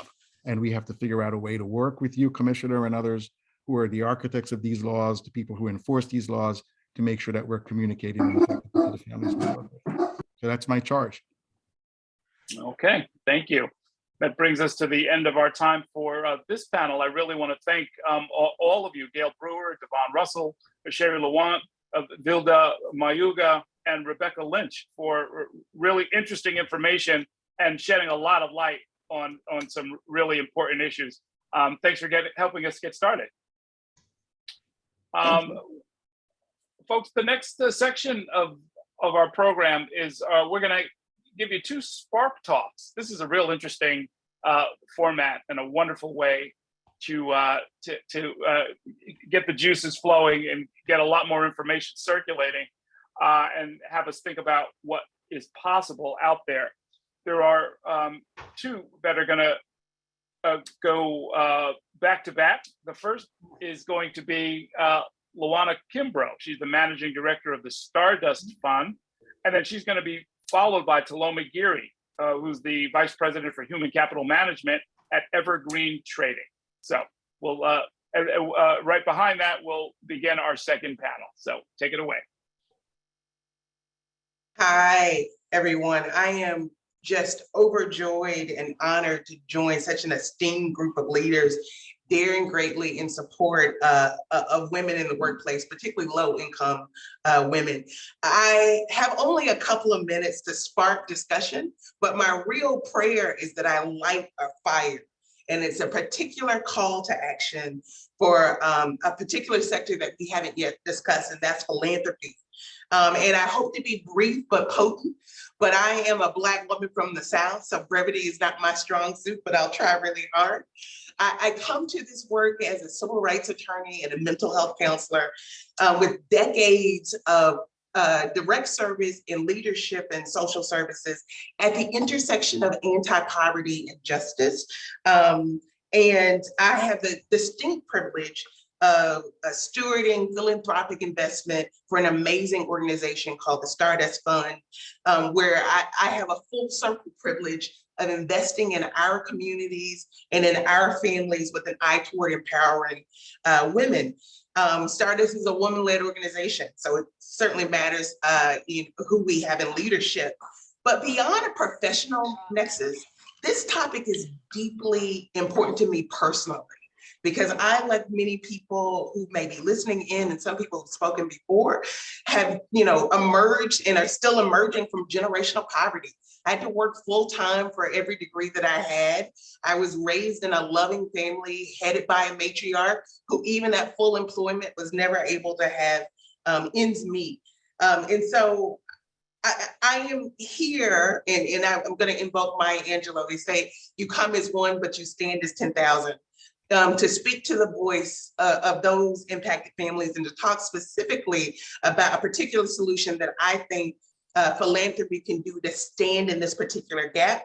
In response to the crushing impact of the pandemic, we saw the entire field galvanize, quickly raise resources and distribute millions in emergency relief funds and in direct assistance. And so what I'm going to do in the 1 or 2 minutes I have left is make a really direct appeal to extend these pots of resources, because I posit, as other people have said today, that the pandemic is not over. In fact, we're now living through what has been called the double pandemic. And that is underemployment and unemployment. Stardust launched the ERSI Fund with an eye toward direct cash assistance for directly impacted families. And a part of the ingenuity I'm calling for my colleagues and other people who marshal and steward these resources is to extend these pots of funds and to think creatively about how we show up in the breach and how we support a sector of women who are lagged in their return to the market. And even as they are employed, we know all too well about what earlier panelists have said is the lack of savings and the lack of sort of emergency funds. Is stated differently. Earlier, we talked about many of the families having less than $500 in reserves. Many of the families I work with did not have even $500 in reserves, and one catastrophe, one emergency situation from complete ruin. So I am making an entreaty to philanthropy to treat the underemployment and unemployment of women of color at the crisis level that we have thought about the actual public health pandemic. And here's the good news about it. We have already done it, so we know we can continue to do it. And the other thing that we have learned in this moment is there were all of these myths around the difficulty of direct cash assistance. There was mythology around it's difficult to administer, or there's this moral hazard, but we've learned from our ability to agilely and quickly give in the pandemic that those myths aren't true. They were in many ways straw men erected to sort of to not support this particular type of intervention. But I believe more importantly now than ever before is the ability for us to have agile, right in time money. It will be critical for these families to get back on their feet. With those of us who administer these funds, need to continue to keep them low in administrative burden and quick in distribution. And I also think it speaks to a larger responsibility and a role that philanthropy can play to raise the floor and to think about how we can be complementary in the sort of toolbox of support that include all the things that will be discussed today, including childcare and the like, to support families toward not just surviving, but thriving. And I actually hope that it opens up the door to talk about more long-term support of cash assistance, like universal basic income, ideas that have been incubated across the country and some even in the city, to really think through a more radical redistribution of resources and support of the families and these persistent gaps that exist even as low-income women are fully employed. As I said earlier, our response to COVID shows that we can do it. We've done it. We should continue to do it. But I'm going to make now a moral appeal as I close. It's really an opportunity for philanthropy to live out its values.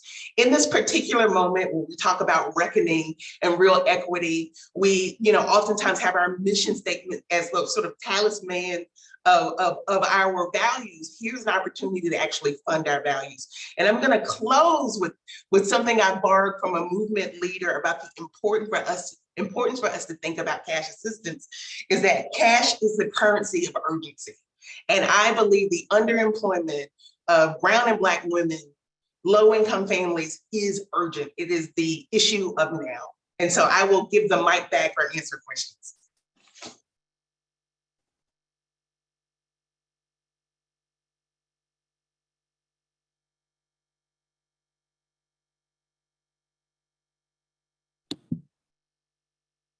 Thank you so much, Luana. That was really, really incredible. I'm going to pass it on to Talonia now, and she's going to speak, and then we'll take questions. I know Ara will be back to plug in some questions. Thanks so much. Fully disclose that I am under the weather. So my brain will not be working at full capacity, but I will do whatever I can to give you what I came here to hopefully share today. Thanks for having me. I was asked to bring the private sector's what we're doing right now in the private sector to really invest in human capital. And I have to say that this is probably the best time to be in talent development, in human resources, and in human capital management, because for the first time, I think in a lot of our careers, companies are finally looking at people as people, and they're being tasked to blur the line between the personal and the professional. And boy, is it creating a paradox and a tension that is exciting. Leadership right now doesn't exactly know what to do with it, and they're scrambling. But what's great about that scramble is it's really, really pushing us to think creatively. And I've been on this call for the last, 20 or so minutes, and I don't want to come off as like the optimist or the Pollyanna here, but I do want to say that we're in an exciting space right now in the corporate and the private sector to really, really look at people's dignity and honor it in a way that leads to new capital. So what I mean by that exactly is, Jack Ma had a quote that said, the currency of the future. Luana, you just mentioned that cash is the currency, and it got me thinking, oh, do I want to say this? But I'll say it because I was prepared to say it, that creativity is the currency of the future. But if you have back out of creativity is not possible without social capital, building relationships. And a company that doesn't emphasize how do you build, relationships with substance and depth, where dignity is honored, not violated, from the most marginalized up, then our ability to build capital is massively, massively limited. So I'm here to talk about, I wrote some notes. I'm here to talk about, reinventing work, where we look at people, as mothers, as fathers, as aunts, as uncles, and we look at our impact on them and what we're doing to them, positively or negatively, that they're taking home. And it's a conversation we're having all the time. And I have to say, there's some people who are really on board with it, and they're excited that we're having this conversation. And there are others who say, wait, this doesn't belong in the workforce. And I couldn't disagree more. I think our hurdle to overcome is, how do we make it part of the workforce? What do we need to do? What activities, what language, what cultural shifts? I wrote that down from one of the earlier speakers. What cultural shifts do we have to really invest in to make that a part of who we are and what we do? Because these are people's lives in our hands, 40 plus hours a week, regardless of where they sit in the organization. So there's a book I read in, I think, early 2000s. It's by the name, by an author by the name of David Houle. And if I remember, I'll drop it in the chat. And the book is called The Shift Age.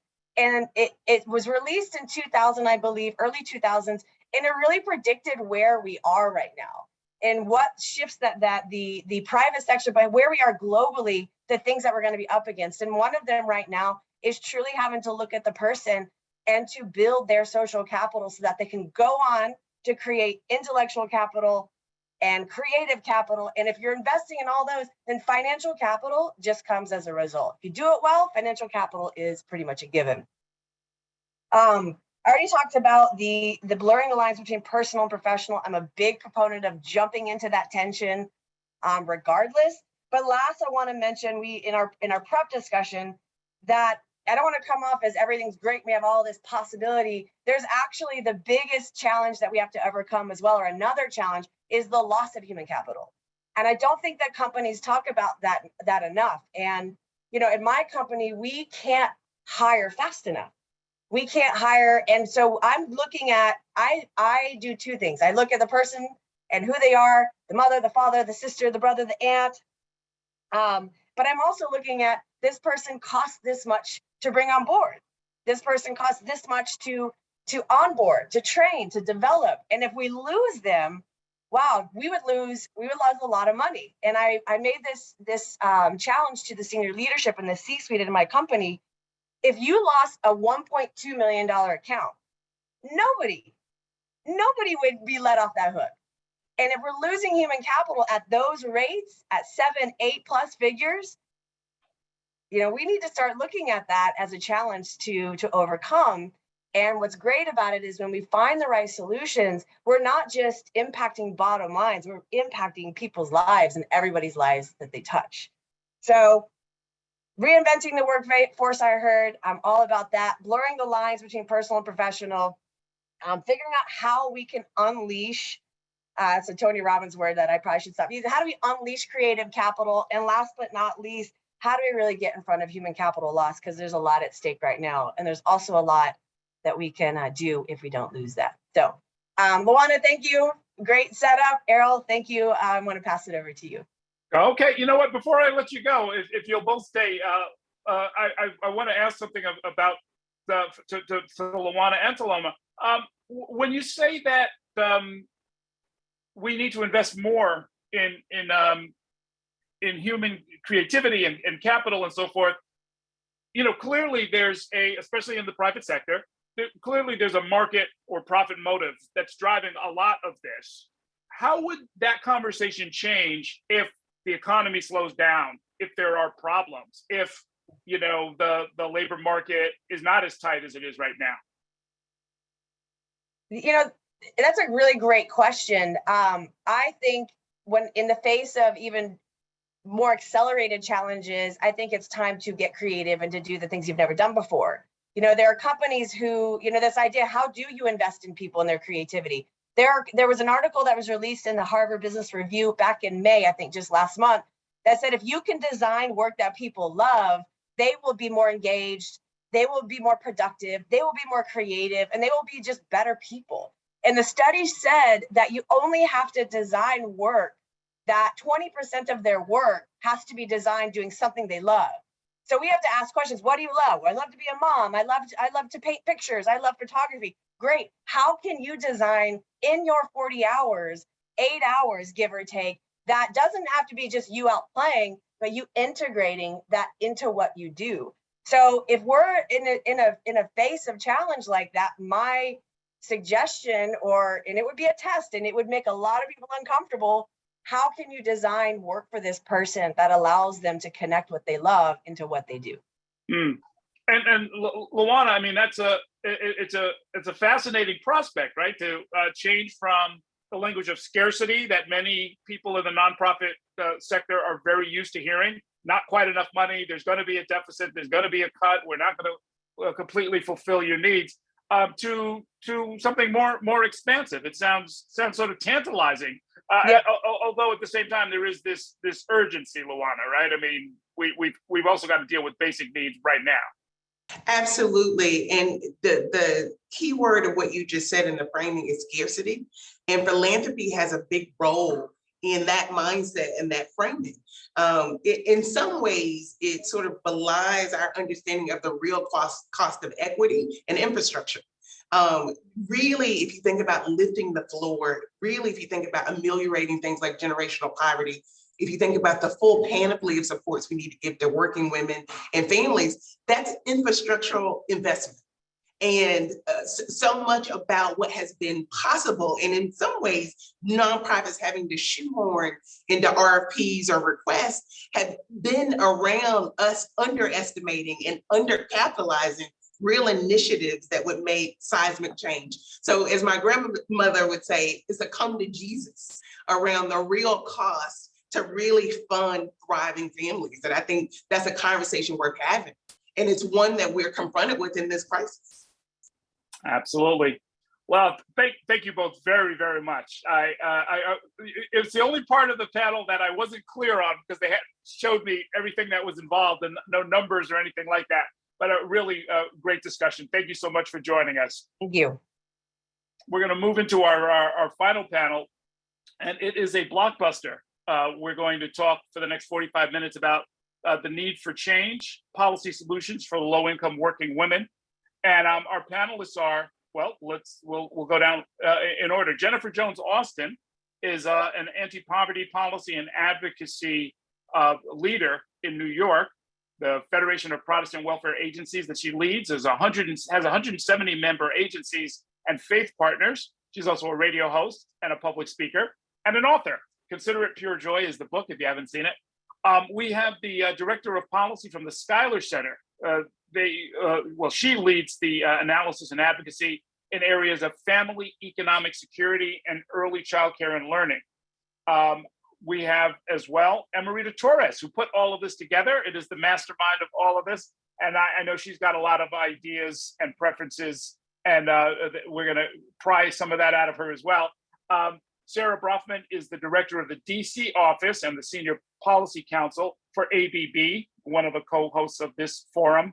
Julie Tedford is the vice president of operations and finance at the Grayston Foundation. If you're not familiar with Grayston and what they do up in Yonkers, you'll hear some of it in just a minute. And last but not least, our state senator, Jessica Ramos, chairs the Committee on Labor and is an active part of the discussion of all of these issues. So I want to thank everybody for being here. And let me just jump right in with I'm going to hold off on going to Emerita, but I want to hear more from folks about the fact that this report exposes serious problems. And Jennifer, you've done similar reports on this, the plight of women in the workforce, especially women of color. They had challenges even before the pandemic. We know those challenges have now been magnified. We know that getting people into the workforce on fair terms with the benefits to which they are now legally entitled is a really important way of making all of this happen. What do you think is the best way to make sure we do a better job of informing people of their rights and benefits and bringing about this sort of new culture of employment that we're talking about here? First, let me just thank you all for allowing me to be a part of this very, very critical conversation. I never hesitate when David Jones reaches out and says, we're having a conversation, and if you want to lend your voice, come on. And so I'm very, very appreciative of that. And of course, I want to thank you, Emerita, for making this possible. And Errol, it's always good to have you in these conversations because you push us. And so thank you so much. I think that we don't do enough in this city and frankly across this nation, centering on education and enforcement. We often create these laws and these new policies, and then not enough attention is paid to how do we educate those individuals, make them aware, those individuals who have the greatest opportunity to benefit from these new laws and these protections.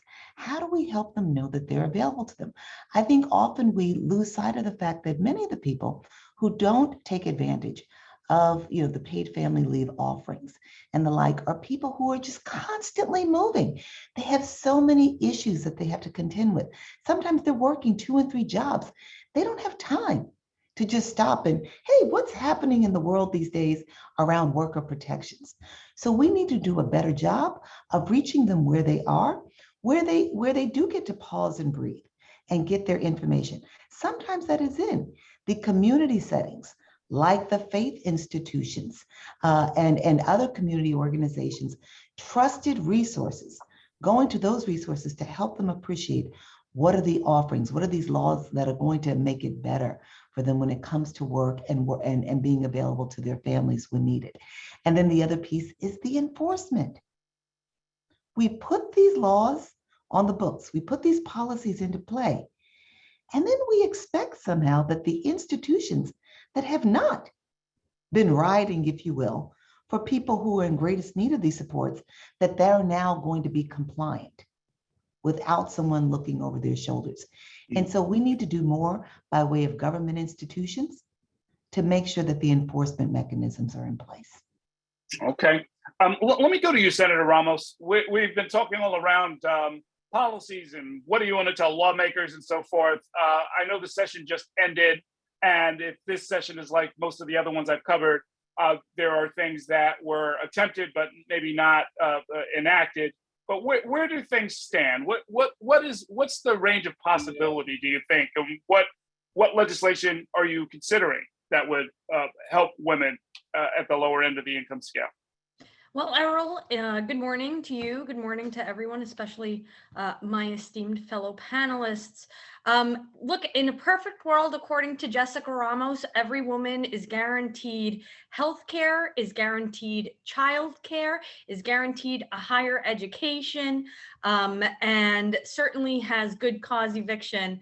And I say these things very specifically because this is where women of color and low-income women across our city are right now. Black women are more on the verge of eviction, or on the verge of eviction much more than any other demographic in the city of New York. And yet Black women are some of the most educated people in our society. And, you know, these things, shouldn't correlate, and therefore I think we have largely, moved away from a lot of the economic policy that really does improve their lives. It's why I've dedicated a lot of my career to the labor movement, because you can trust your union to have a collective bargaining agreement that actually lays out protections in the workplace, and there is a place for you to go if those provisions aren't upheld. I am fighting in the New York State Senate, and I'll be very focused on this next session in 2023, is to raise the minimum wage and to tie it to inflation. There is no reason why the minimum wage should not be a living wage. The minimum wage should be a living wage at all times. The minimum, the bare minimum, should be covering everything that a human being needs simply in order to exist. And nowadays, that's not just shelter, food, and clothing. Nowadays, that's also higher education. It's also healthcare, and I would argue broadband and the like. Those are the things that a human being nowadays needs in order to really fulfill their potential. And that's what we want. We want every New Yorker to give us their best. But unfortunately for women, a lot of the work that women are engaged in our city is really poverty that is feminized in our city. And I'm talking about the healthcare industry. I'm talking about the hospitality industry. I'm talking about the self-care industry, like the nail salon workers. I'm talking about street vendors who are primarily mothers, grandmothers, aunts, breadwinners who don't have many other economic opportunities. And yet we continue to not only denigrate a lot of this work, including sex work, of course, traditionally, but we also seem to be very complacent around them not making living wages, about them being criminalized when all they're trying to do is put food on the table for themselves and for their families. So there's a lot that we can do. I also want to highlight a point of disagreement between me and City Hall at this moment, and that's not allowing city workers to work from home if their job allows them to do that. That is particularly important for parents, not just women, for parents to be able to do in order to juggle and actually ensure that the jobs that need to be done to keep our city running are done to the best of a person's ability. So if as an employer, and here I include myself, I have my deputy chief of staff who has gone through maternal leave while working for me. It is on us as employers to create these environments that are conducive to women giving us their best.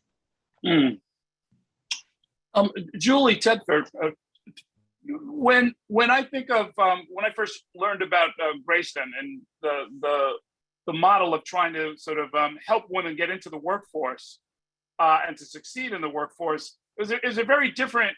The workforce was a very different thing, 25, 30 years ago. How have things changed, and what do we need to do now to help women? Thank you very much. Thank you for having me on the panel. Let me just, for those who don't know Greyston, let me tell you a little bit about Greyston. Our mission, we unlock the power of human potential through inclusive employment, one person at a time. And we do this with what we think is a revolutionary hiring model. So we provide caseworkers for people. There are lots of jobs, there's lots of opportunities, and every person's different. So we have people come in and sit with a caseworker. It was the same when we started 40 years ago as it is today. The problems many people have are what we call barriers to employment. Now, some of those barriers may have changed, but our model is still the same. We provide caseworkers who help each individual person come in and address most of those barriers to employment. New York is a fabulous place for women to work. And the problem we find with most people is they don't know it's available. As we've said earlier, they don't know there's sick leave available on day one. This is fabulous for someone on day one or day two to have a sick child and to be able to get paid and know that they still have a job. New York has fabulous laws. What we find missing is that people don't know about it. They don't have access to all this. We have childcare available to people. We have housing available to people. What people really need is somebody to help them remove those barriers. And that's what we do. We find, just as it was 40 years ago, there's two issues to women and anybody with barriers to employment, and that's education and that's work experience. And a lot of the low income jobs that people are working were never really meant for people to work on a long-term basis. A lot of these jobs are for people to come and get experience. And so what we do at Greyston when people come in is we help create a path for them through experience and through education. One example is we have a program for formerly incarcerated people. So they literally leave prison and come in our program. We employ them 20 hours a week to clean the streets of Yonkers. And through the 20 hours a week, we're able to train them to address their barriers to employment. And many of them don't have housing right away. So we help them get housing. We help them create a resume. We help them with interview close. They leave with a resume. So they work with us for 3 months. And at the end of 3 months, they're ready to get a job. And we have job placements and we have jobs. We have jobs. We have people who need jobs. It's really just a matter of matching them up.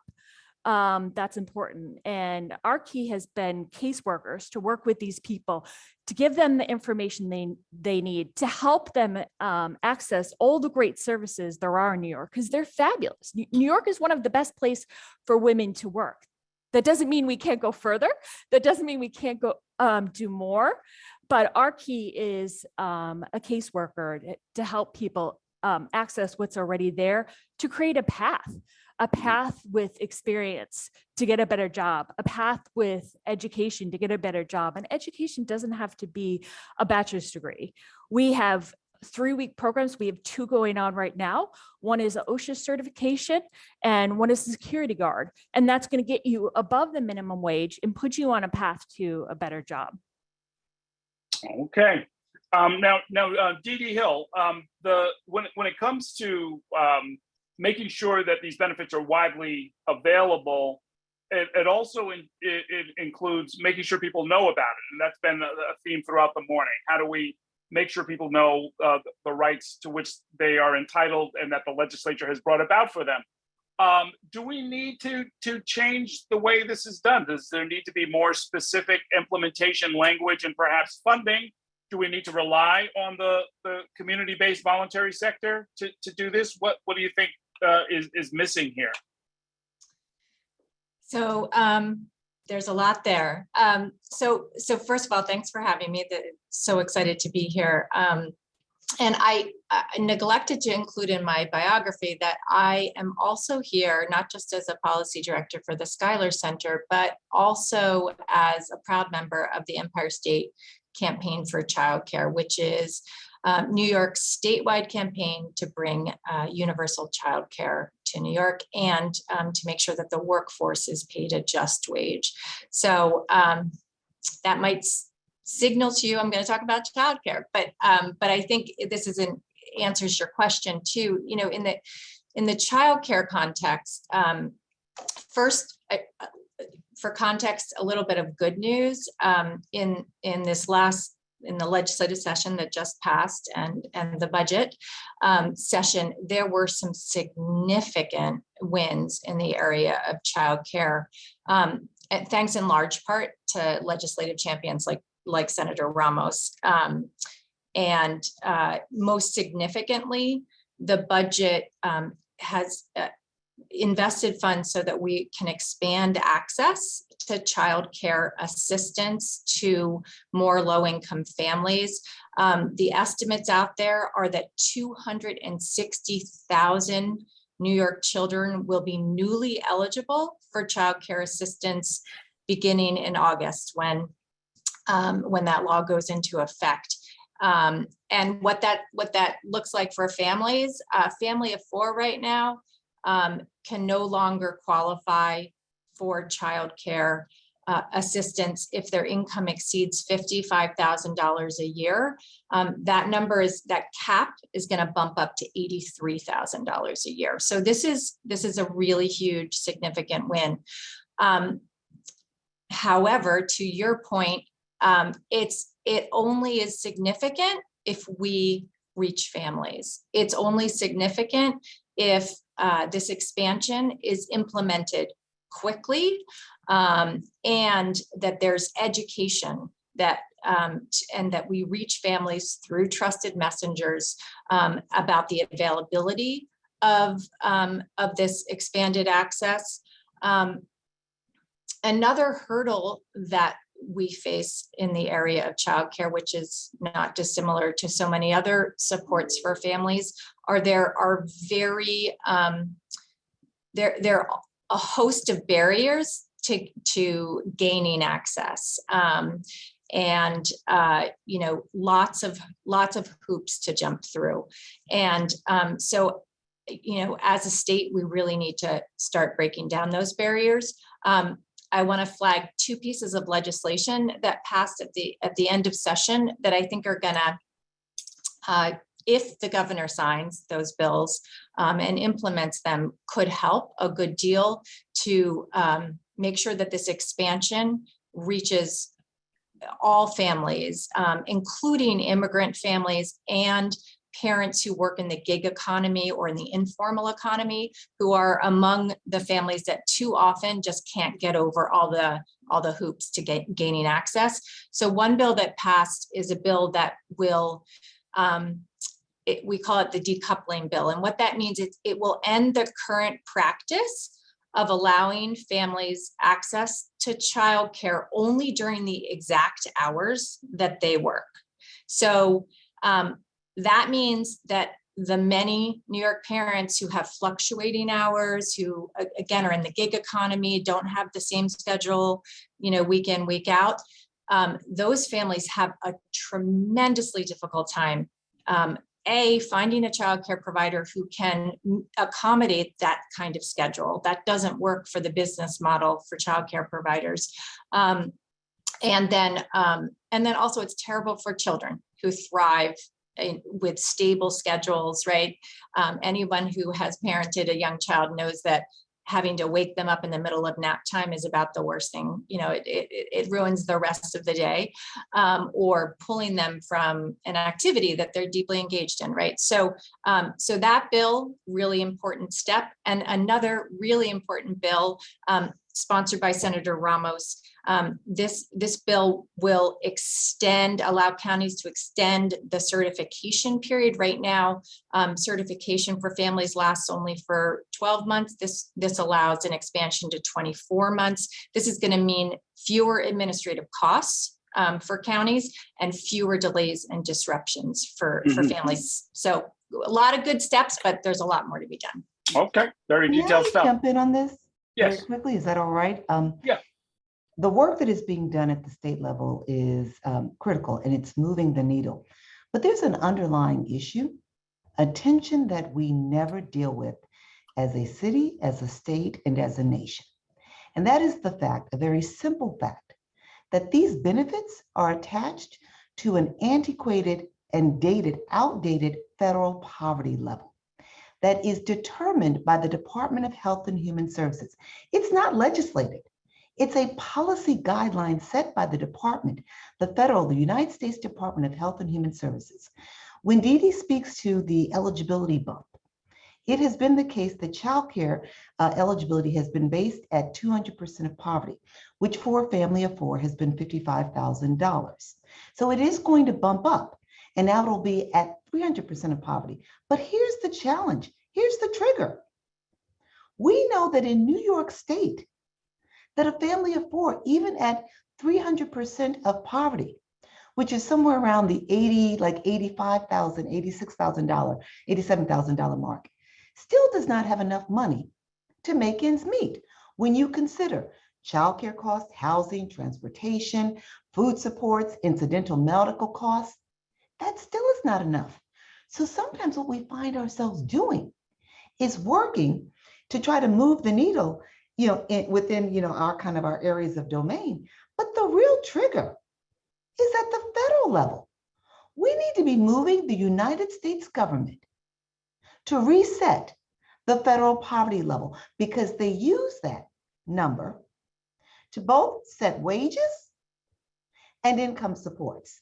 And in so doing, they just reinforce a racist and a sexist, misogynist construct that keeps women, and in particular women of color, forever in a state of need.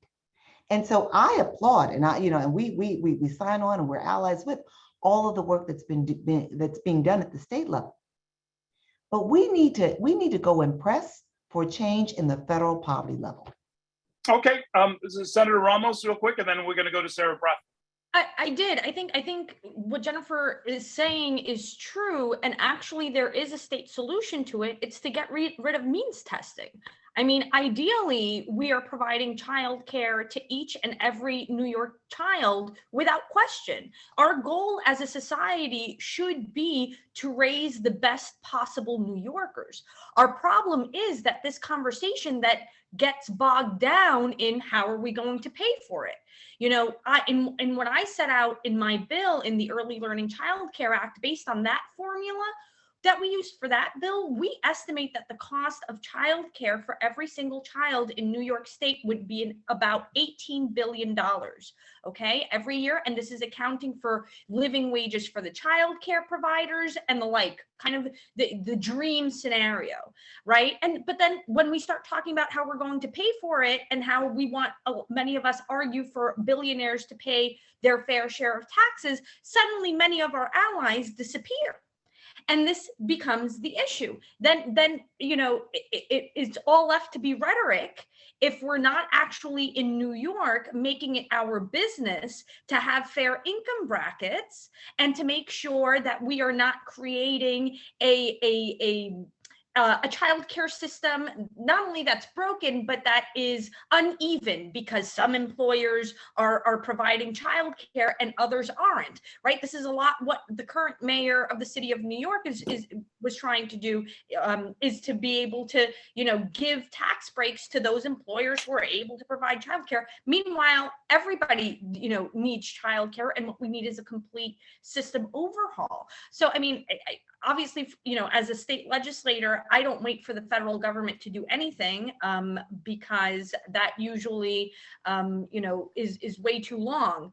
And we can take action here, but hey, we need your help in advocating for actual real revenue generators to give our children the rearing that they deserve. Okay, Sarah Brockman, let's bring you into the conversation. It's such a rich conversation already. And just to add to this discussion, and I really appreciate Jennifer and Senator Ramos kind of adding to the overlay here and what Dee Dee shared already on childcare. I think bringing it back to parents and caregivers, and what do parents and caregivers still need, right? We know that we have strong laws, that we need to do a better job of enforcing those laws, of educating on those laws. Everyone on this call and on these panels is working extremely hard to do that, and we need more. We need better incentives from the city council, from the state, for community-based organizations to be doing that work, because we are on the ground working with low-income workers. You know, A Better Balance runs a free legal helpline. Day in and day out, our colleagues are talking to workers and trying to get this information into their hands. But we just need to be thinking bigger and broader and more collaboratively across the board. Legislatively, you know, New York does have some of the strongest laws. At the same time, New York also is known for leading legislatively, and we need to keep leading legislatively. So when we talk about protections for caregivers, you know, Councilmember Brewer was talking about the caregiver discrimination law that she helped pass on the city level. We need to expand on that. We need at the city level to make sure that there's stronger anti-retaliation protections for caregivers. We need to make sure there's limited accommodations for caregivers. At the state level, you know, we have status for, you have protected status for families, but it really is cabined to parents of children under 18. But we know that caregiving is much broader than just parents who are caring for children under 18. It's those caring for older loved ones. It's those caring for siblings. And we need to be doing more on the state level to enforce those protections and expand those protections. And I'm going to turn also to paid family leave and to temporary disability insurance. We are so proud of paid family leave. We are so proud of what it can do. And I see Senator Ramos smiling here because we have a bill with Senator Ramos that we are going to be working very hard to move next session, because we sort of have a two-tiered system right now. We have paid family leave where the benefits are available for bonding, for caring for loved ones, for those with certain military caregiving needs, but we still have temporary disability insurance for one's own medical needs. And that is capped at $170 a week. And it does not have protection for one's job. And that is not a viable program anymore.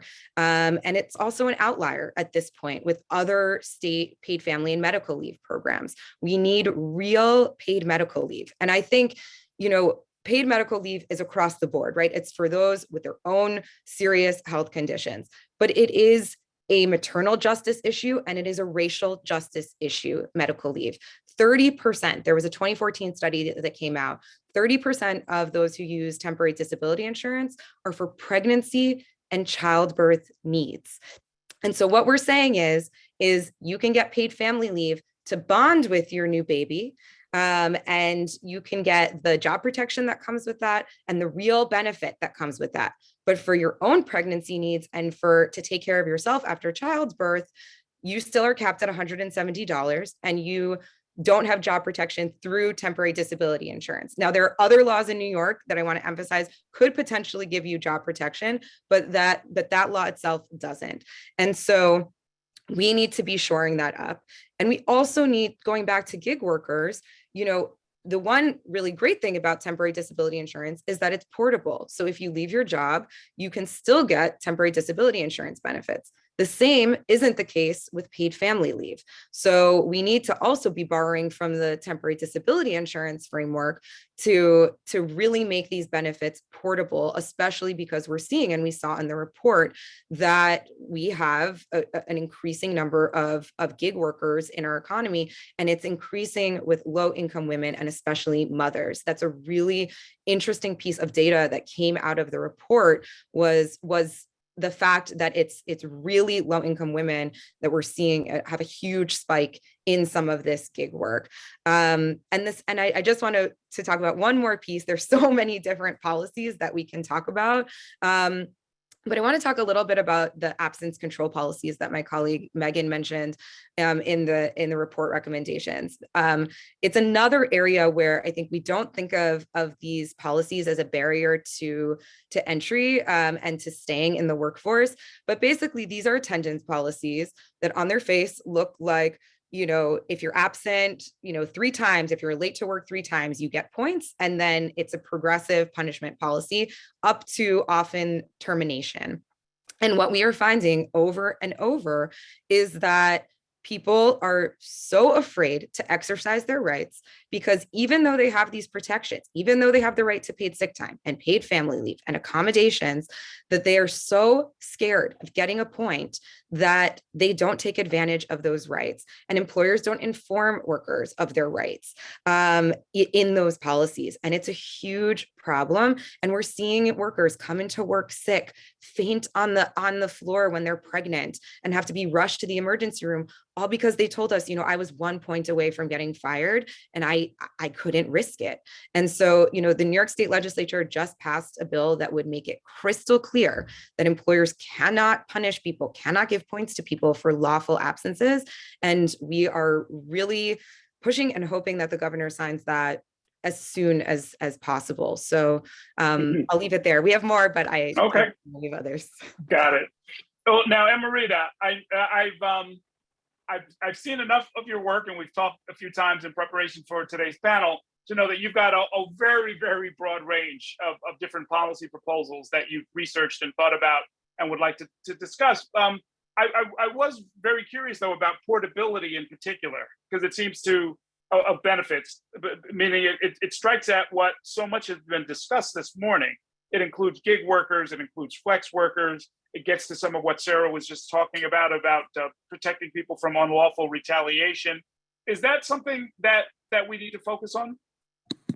Thanks so much, Errol. And it's hard to follow with all the panelists who are just providing such great insights. But yes, I think we've seen throughout the pandemic how important it is that your benefits and your rights follow you as an individual rather than an employer. And I want to pick up also what was mentioned earlier about education and enforcement, because we're not enforcing these laws. We write down these laws and we pass them. We're not enforcing them, and the enforcement mechanisms and tools don't have teeth.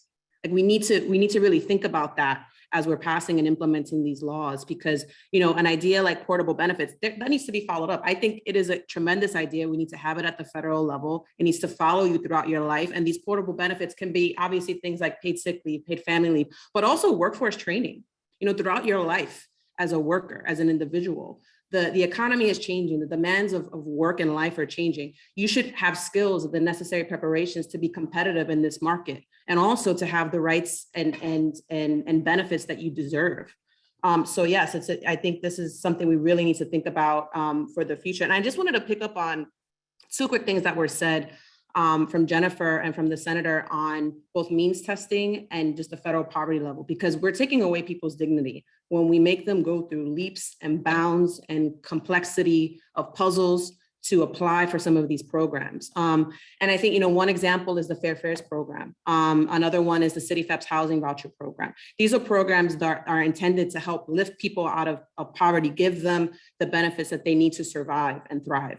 And yet we make them go through all of these leaps and bounds, right? And yet on the enforcement side, on employers, we don't do that. We kind of we say, okay, these are the laws, these are the rights that people have. You now go ahead and enforce them. But we make it so difficult for people to access some of these benefits. And that's a problem. And the same with, we shouldn't have a federal poverty line that applies to New York and Mississippi. This is totally just obnoxiously wrong. And we really need to fix that.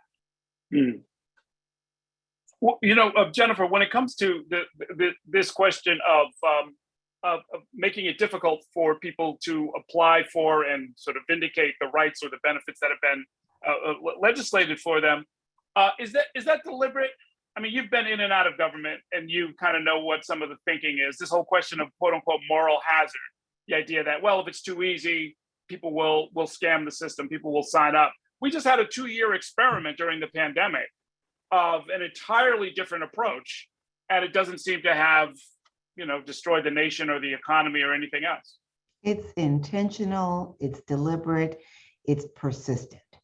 I have the honor of serving as the chair of the New York City Racial Justice Commission that was tasked back in 2021 with the responsibility of examining the New York City Charter to identify ways to begin to dismantle structural racism in government functioning.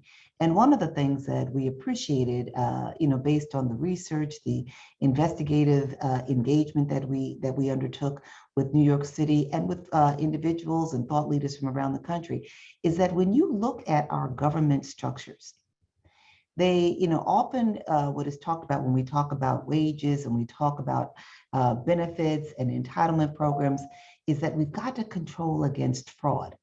But you don't see.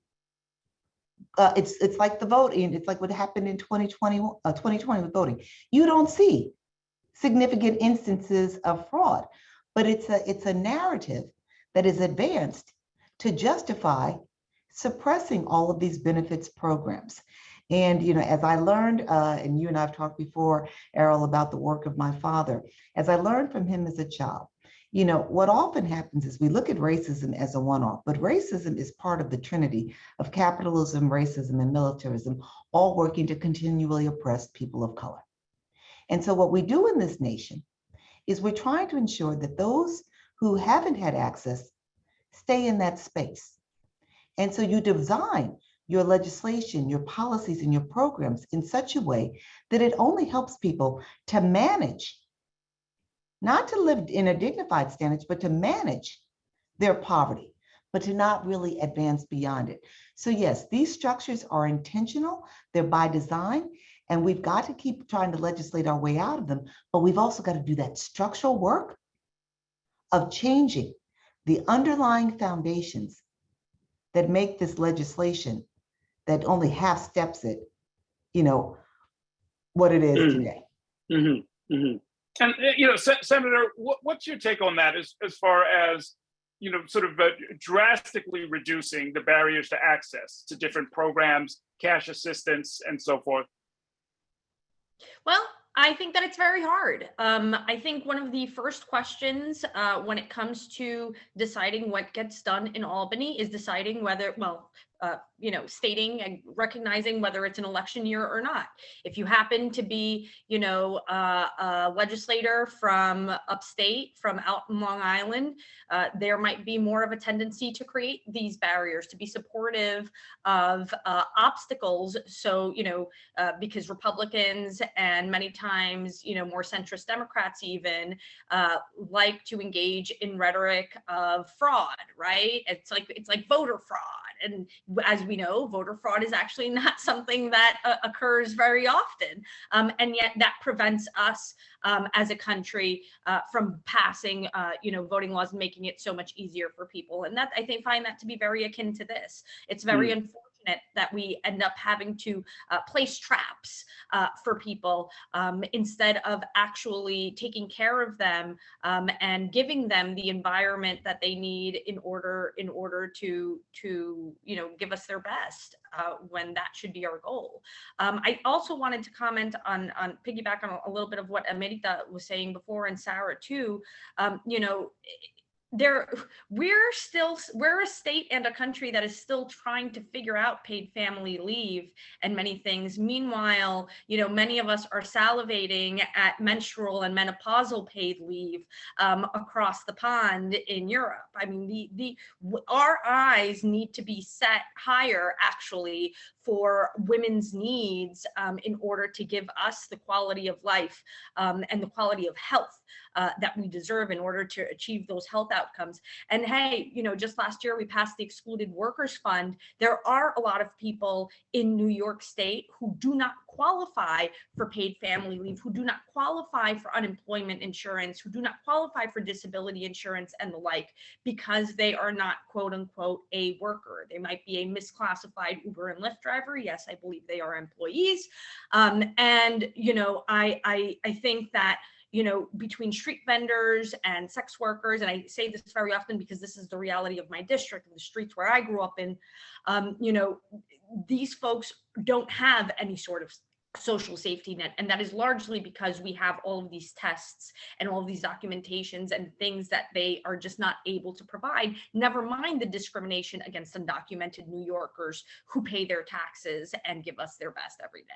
And and Julie, your model goes in the opposite direction almost, right? Where you try to make it as simple and as easy as possible for someone walking in the front door to receive all of whatever you can get for them, right? But that requires, it sounds like, a lot of extra work, a lot of casework. Right. I don't think our model is in opposition to anybody else's model. I think the point of the gig worker is a real point. We're not placing most of the people who walking off the street in the gig economy. We're placing them in jobs. For those of you who don't know, we have a bakery, we call it, where we manufacture brownies. The brownies are in Ben & Jerry's ice cream, and they can also be purchased at Whole Foods. And we employ people through open hiring, where we have a list. People come in and they sign up for the list, and we bring the next person in. And so, we're employing most people with companies like ourselves or other companies with policies and procedures. So what we spend most of our time in is in the casework area, is helping people access the government service the services they are entitled to. But, I think the gig economy is a real economy. And I think it is a real issue of people not being able to access the benefits. And I think this is one of the areas that women could be very successful in if they had that safety net. So, I agree, this is one of the areas that it makes sense to continue to push for. This is where a lot of women would be very successful as an Uber driver, where they can set their own hours. If they've got a child, problem come up today, they just don't drive, which is the ultimate flexibility for women. But, like we said, if they're not getting paid, that's also an issue. Right. Well, I remember the days when I assume it still goes on, that there was always a pilgrimage of nonprofits from around the country going to Grayston to sort of look at what you all are doing. And would you say that it's something that can and maybe should be brought to scale in New York, replicated widely? Yeah, and let me just say, one of the missions of our nonprofit is to teach other companies how to do open hiring, but we don't just work with nonprofits, we work with companies because we believe it's a good business model. So one of our greatest success stories has been Body Shop. So they are now open hiring in all of the retail stores in their warehouse, and they're implementing it now in Europe. Oh, okay, very interesting. This has brought us to the end of this panel. I want to thank everybody for being a part of it. Jennifer Jones-Austin, Dee Dee Hill, Sarah Brafman, Senator Ramos, and Julie Teffer, and of course, Emerita for putting all of this together. I'm going to turn it over to you now, Emerita. Thank you all. Thank you so much. What an incredible time. And thank you, Errol, for being just a wonderful, thought-provoking and prodding and poking moderator who really got us to where we needed to be throughout the day. So thank you so very much. Thank you. All right, wonderful. Well, there's so much still to discuss, but we're at the end of our forum, or close to the end of the forum. We're going to move now to our closing remarks. Again, I want to thank the panelists on our previous panel for joining us, and the one before that, and the Spark Talks. Some of our incredible speakers. There's so much to still unpack and go through. So this is just the beginning. But for right now, I am going to invite the co-founder and co-president of A Better Balance to help close us out. She's been just an amazing partner and individual in all of this work, and I'm really happy to introduce her, Sherry Lawant. Thanks so much, Amrita. I really mostly just want to thank everybody. Thank you, Amrita, for keeping us all together. Amrita has organized this event. We've all been part of it, but she's really kept us on track. And so thank you for all you've done. Thanks to Errol. I mean, that was an amazing day, really controlled the conversation. And I think it was an incredibly rich conversation. I think that we can move out of this forum and also using the wonderful report that CSS put together in terms of data and we contribute to in terms of recommendations from ABB and CSS. We can move ahead really energized by all the conversation that we've had today to really make change to improve the lives of women workers in New York City. So thank you so much to everybody who participated. That's mostly what I wanted to say. Thank you for being with us all day. I kept looking at, the participants, and people really did stick with what was a fairly long and kind of intense forum. And so thank you all for being here. And for contributing and listening. And we're going to come out of this and we are going to make some real changes to support the women workers of the city. Thank you so much, Sherry. Thank you for that. I'm going to just pull together really quickly some of the themes. And I think, there's so much, and I'm probably going to not mention all of them because of just my memory. But I think, obviously the report and the data that we captured about the challenges that women face in the workforce and their either lack of knowledge, lack of enforcement, lack of implementation of some of the key benefits that they had from paid sick leave to paid family leave to disability and the like. These are crucial laws that benefit working women. And we need to see our lawmakers, we need to see employers, government officials doing all that they can to really implement these laws and to make them stronger and to expand on them. I think also there's been a lot of discussion on the nonprofit industry or the nonprofit sort of workforce, but also nonprofits that are doing as much as they can to pick up the load. But also in line with that, we heard a lot about the lack of real, like living wages that people can live on and sustain themselves and their families and survive. I think that was a really key theme that was brought out today, is the need for New York to have a livable wage, not just a minimum wage for minimal survival, but a livable wage where people can work and support their families and thrive.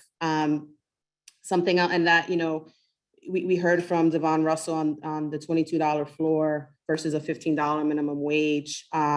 We also heard about, this hybrid workforce in the first panel and the need to improve the ability for workers to be flexible, to take advantage of flexibility if they can, and the benefits of that.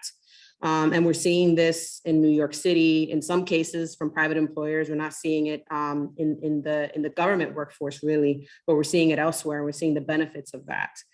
And I think we're also seeing that around the world.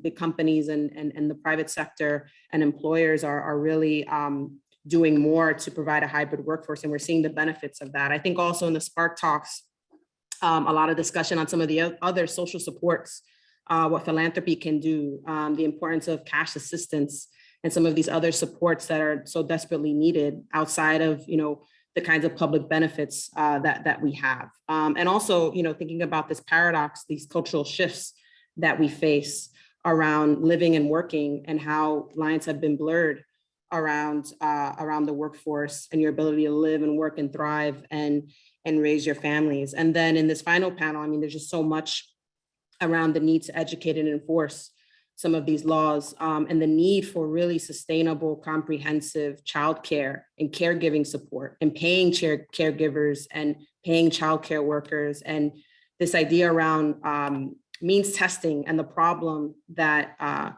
we face with means testing and the problem that we face around the federal poverty line and what it's doing, especially during the pandemic, and especially with high levels of inflation and low wages, what it is doing to the low wage workforce and women who are working in low wage industries. So there's so much here, and we're certainly going to be following up with everyone during this forum, and including providing our slide deck, including our report, which everyone should have. If not, it will be shared again in the chat. So we're very, very happy with the turnout for this forum. And I want to thank again everyone who played a role at A Better Balance, at the Community Service Society, all of my colleagues who made this, I think, a real success. And again, I think it's just the very beginning of the conversation. And so we're looking forward to having our keynote closing speaker, the public advocate of New York City, who will be joining us shortly to provide closing remarks and to help wrap up what has been a really exciting an interesting forum with a diversity of perspectives and a diversity of viewpoints from the private sector, from lawmakers, from stakeholders, from community-based organizations, from philanthropy. And I think this is the kind of ecosystem and group of people and group of individuals and organizations that we're going to need to really move this issue and move the needle forward for women in the workforce. So with that, I will end my remarks, and we will hopefully turn in a couple of minutes to our public advocate, who's going to be providing closing remarks.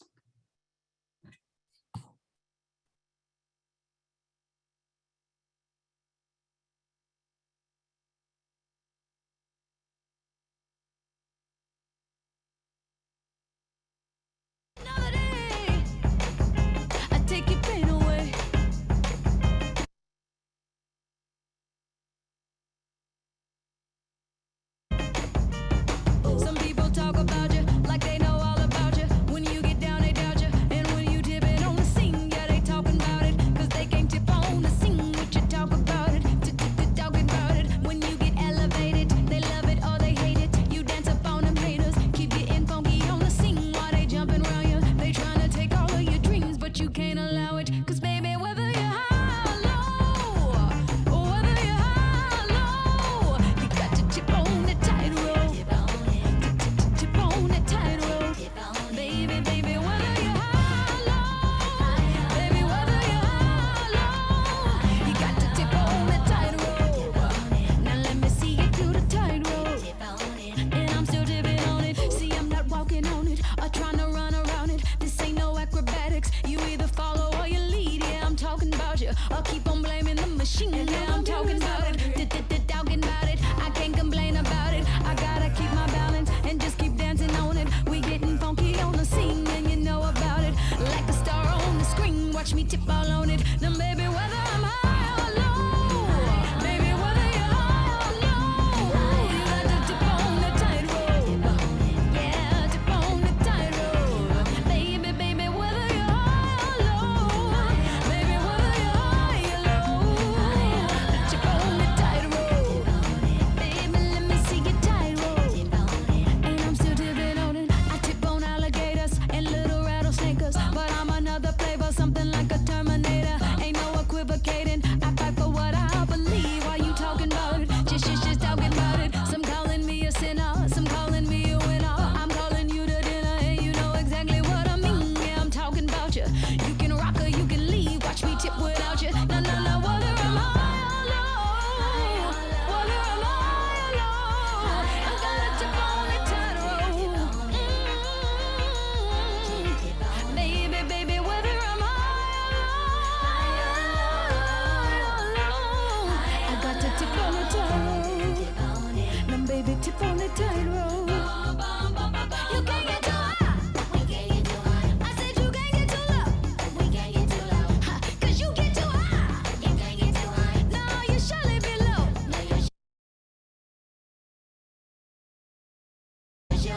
One, two, three, now.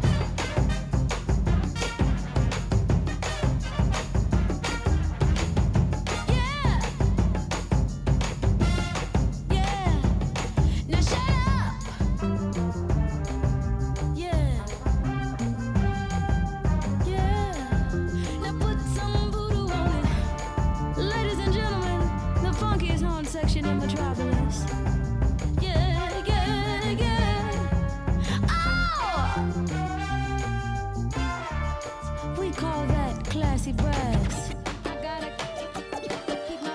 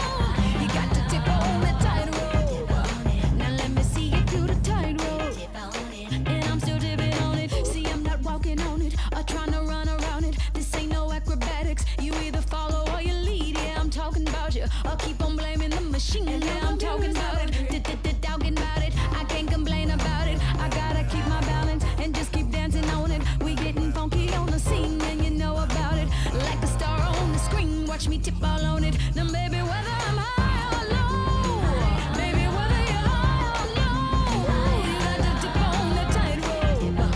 Yeah, tip on the tightrope. Baby, baby, whether you're high or low, baby, whether you're high or low, tip on the tightrope. Baby, let me see your tightrope. And I'm still tipping on it. I tip on alligators and little rattlesnakers, but I'm another flavor, something like a Terminator. Ain't no equivocating. I fight for what I believe. Why you talking about it? Just talking about it. Some calling me a sinner, some calling me a winner. I'm calling you to dinner, and you know exactly what I mean. Yeah, I'm talking about you. You can rock or you can leave. Watch me tip without you. No, no, no. Whether I'm high or low, whether I'm high or low, I gotta tip on.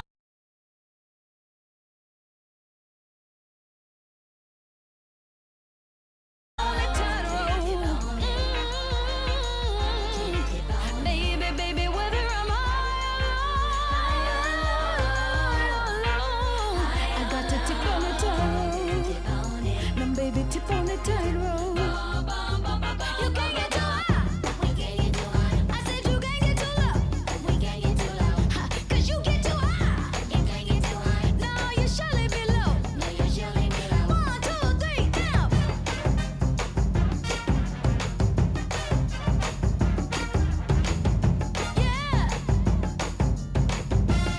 Yeah. Now shut up. Yeah. Now put some voodoo on it. Ladies and gentlemen, the funkiest horn section in Metropolis. Yeah, yeah, yeah. Oh! We call that classy brass. I gotta keep my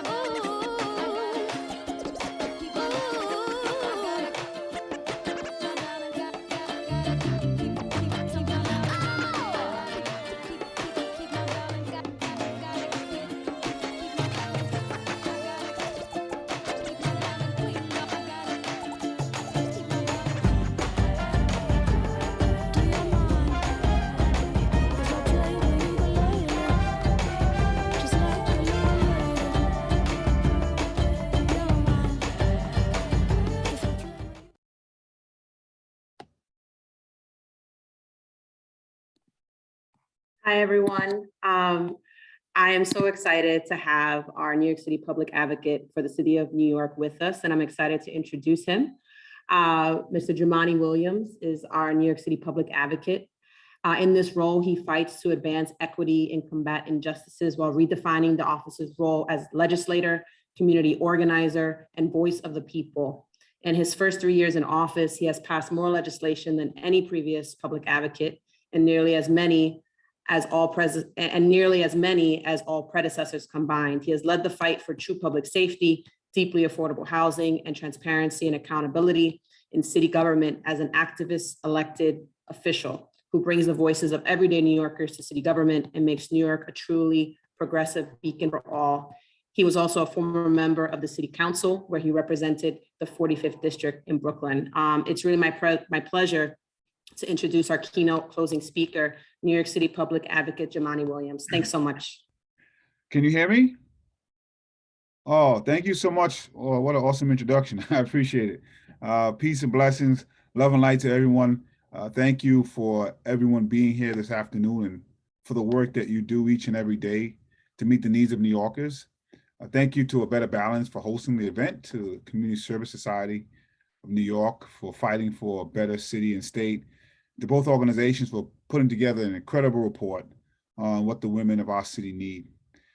When the coronavirus pandemic struck in 2020, with our city as the epicenter, we were actually the epicenter of the epicenter. Everything around us changed. Our community struggled.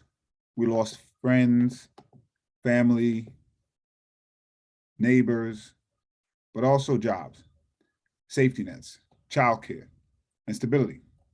While the pandemic impacted all of our lives in some even incalculable ways, it's clear that there has been a disproportionate impact on people of more color, lower income families, and women who bore the brunt of its devastation and loss. As case counts began to recede and the vaccines became widespread, I heard people say it was time to return to normal. And of course, families that lost loved ones, it's going to be very hard.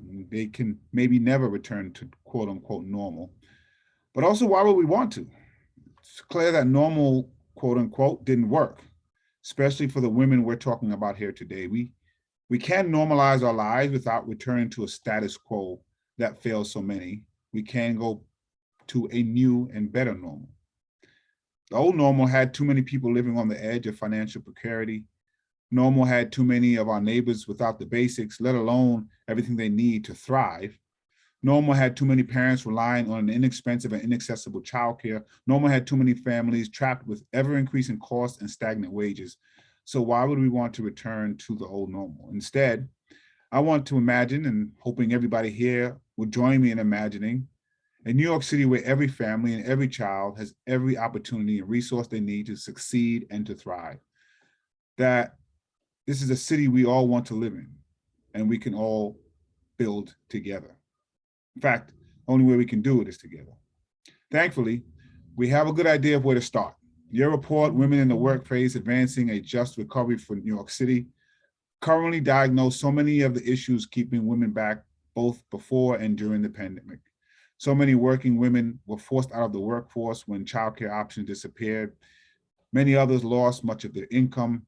Many women were already living paycheck to paycheck and unaware of new policies like paid sick time. More women had to turn to gig work, which can be notoriously low paying and unstable.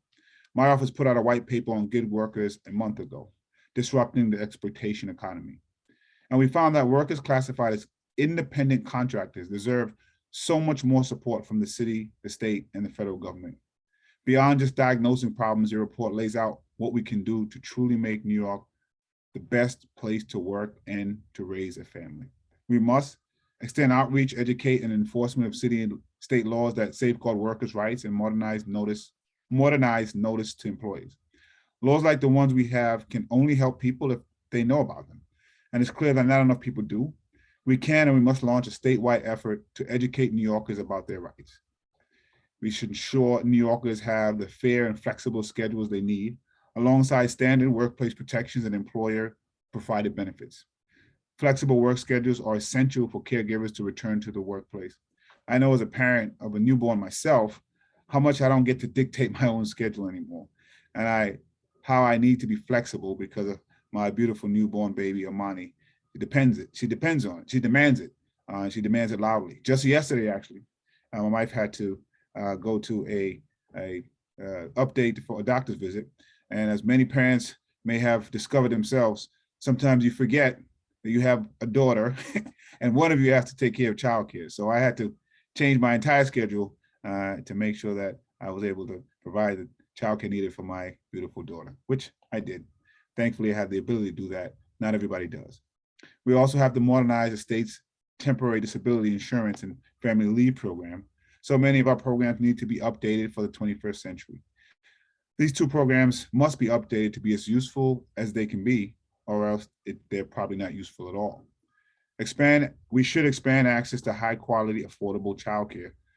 Just explain my own situation. I can't imagine if we didn't have the resources or the ability to shift our schedules when needed, what would happen? Childcare is an absolute and urgent need, and it's a necessity. We need accessible childcare for our city and our state to function and to help support and stabilize households that shouldn't have to choose between their families and the work needed to financially support them. We have to curb the use of overly rigid punitive attendance policies. These policies disproportionately hurt parents and caregivers and make it extremely difficult for them to join or remain in the workforce. We have to expand app-based gig workers' rights and ensure their access to standard workplace protections. Gig workers in New York deserve more and they deserve better. It's past time to institute some common sense regulations that protect these workers. It's ridiculous that these workers get so few protections just because they're being exploited by their employers. It's illegal, it's wrong, it's something that needs to stop. Even as we saw that many of these workers are what kept the city going, we still haven't done much to protect them. We have to protect caregivers from discrimination in the workplace. We have to lead by example as model employers. The city should be a model of good workforce practice, not for returning to the old normal, but forging a new one that's rooted in equity and guided by the realities that the last 2 years have magnified. We aren't going back, and both in my office and in my role of holding the city accountable, I'm committed to ensuring we move forward. I'm grateful to be able to partner with all of you in this work. I'm grateful of this report, highlighting and lifting the issues that women have dealt with before that have got exacerbated now, particularly Black and brown women who always get hit the hardest. We can have a just workforce, a just economy, a just recovery. We just need the courage and vision to renew New York. Thank you so much for giving me the opportunity to speak today. And more importantly, thank you all for the work you continue to do for the people who need the help the most. Peace and blessings, love and light to you all. Thank you so much, Public Advocate Williams, for your time, for your conviction, and for your dedication to this work and to lifting up the voices of New Yorkers across our city. You lifted up so many of the core themes and the needs and the challenges, and hopefully also the opportunities that we all face with this issue of supporting and bettering the lives of working women in the workforce. So with that, I want to thank you again, Public Advocate, for your time, and thank everyone, every single individual for being here, for sticking it out. This was a big morning for us at CSS and A Better Balance, and we're really, really excited for what's to come. And we'll be sharing with you all of the information that we shared today and looking forward to the continued conversation. Thank you so very much.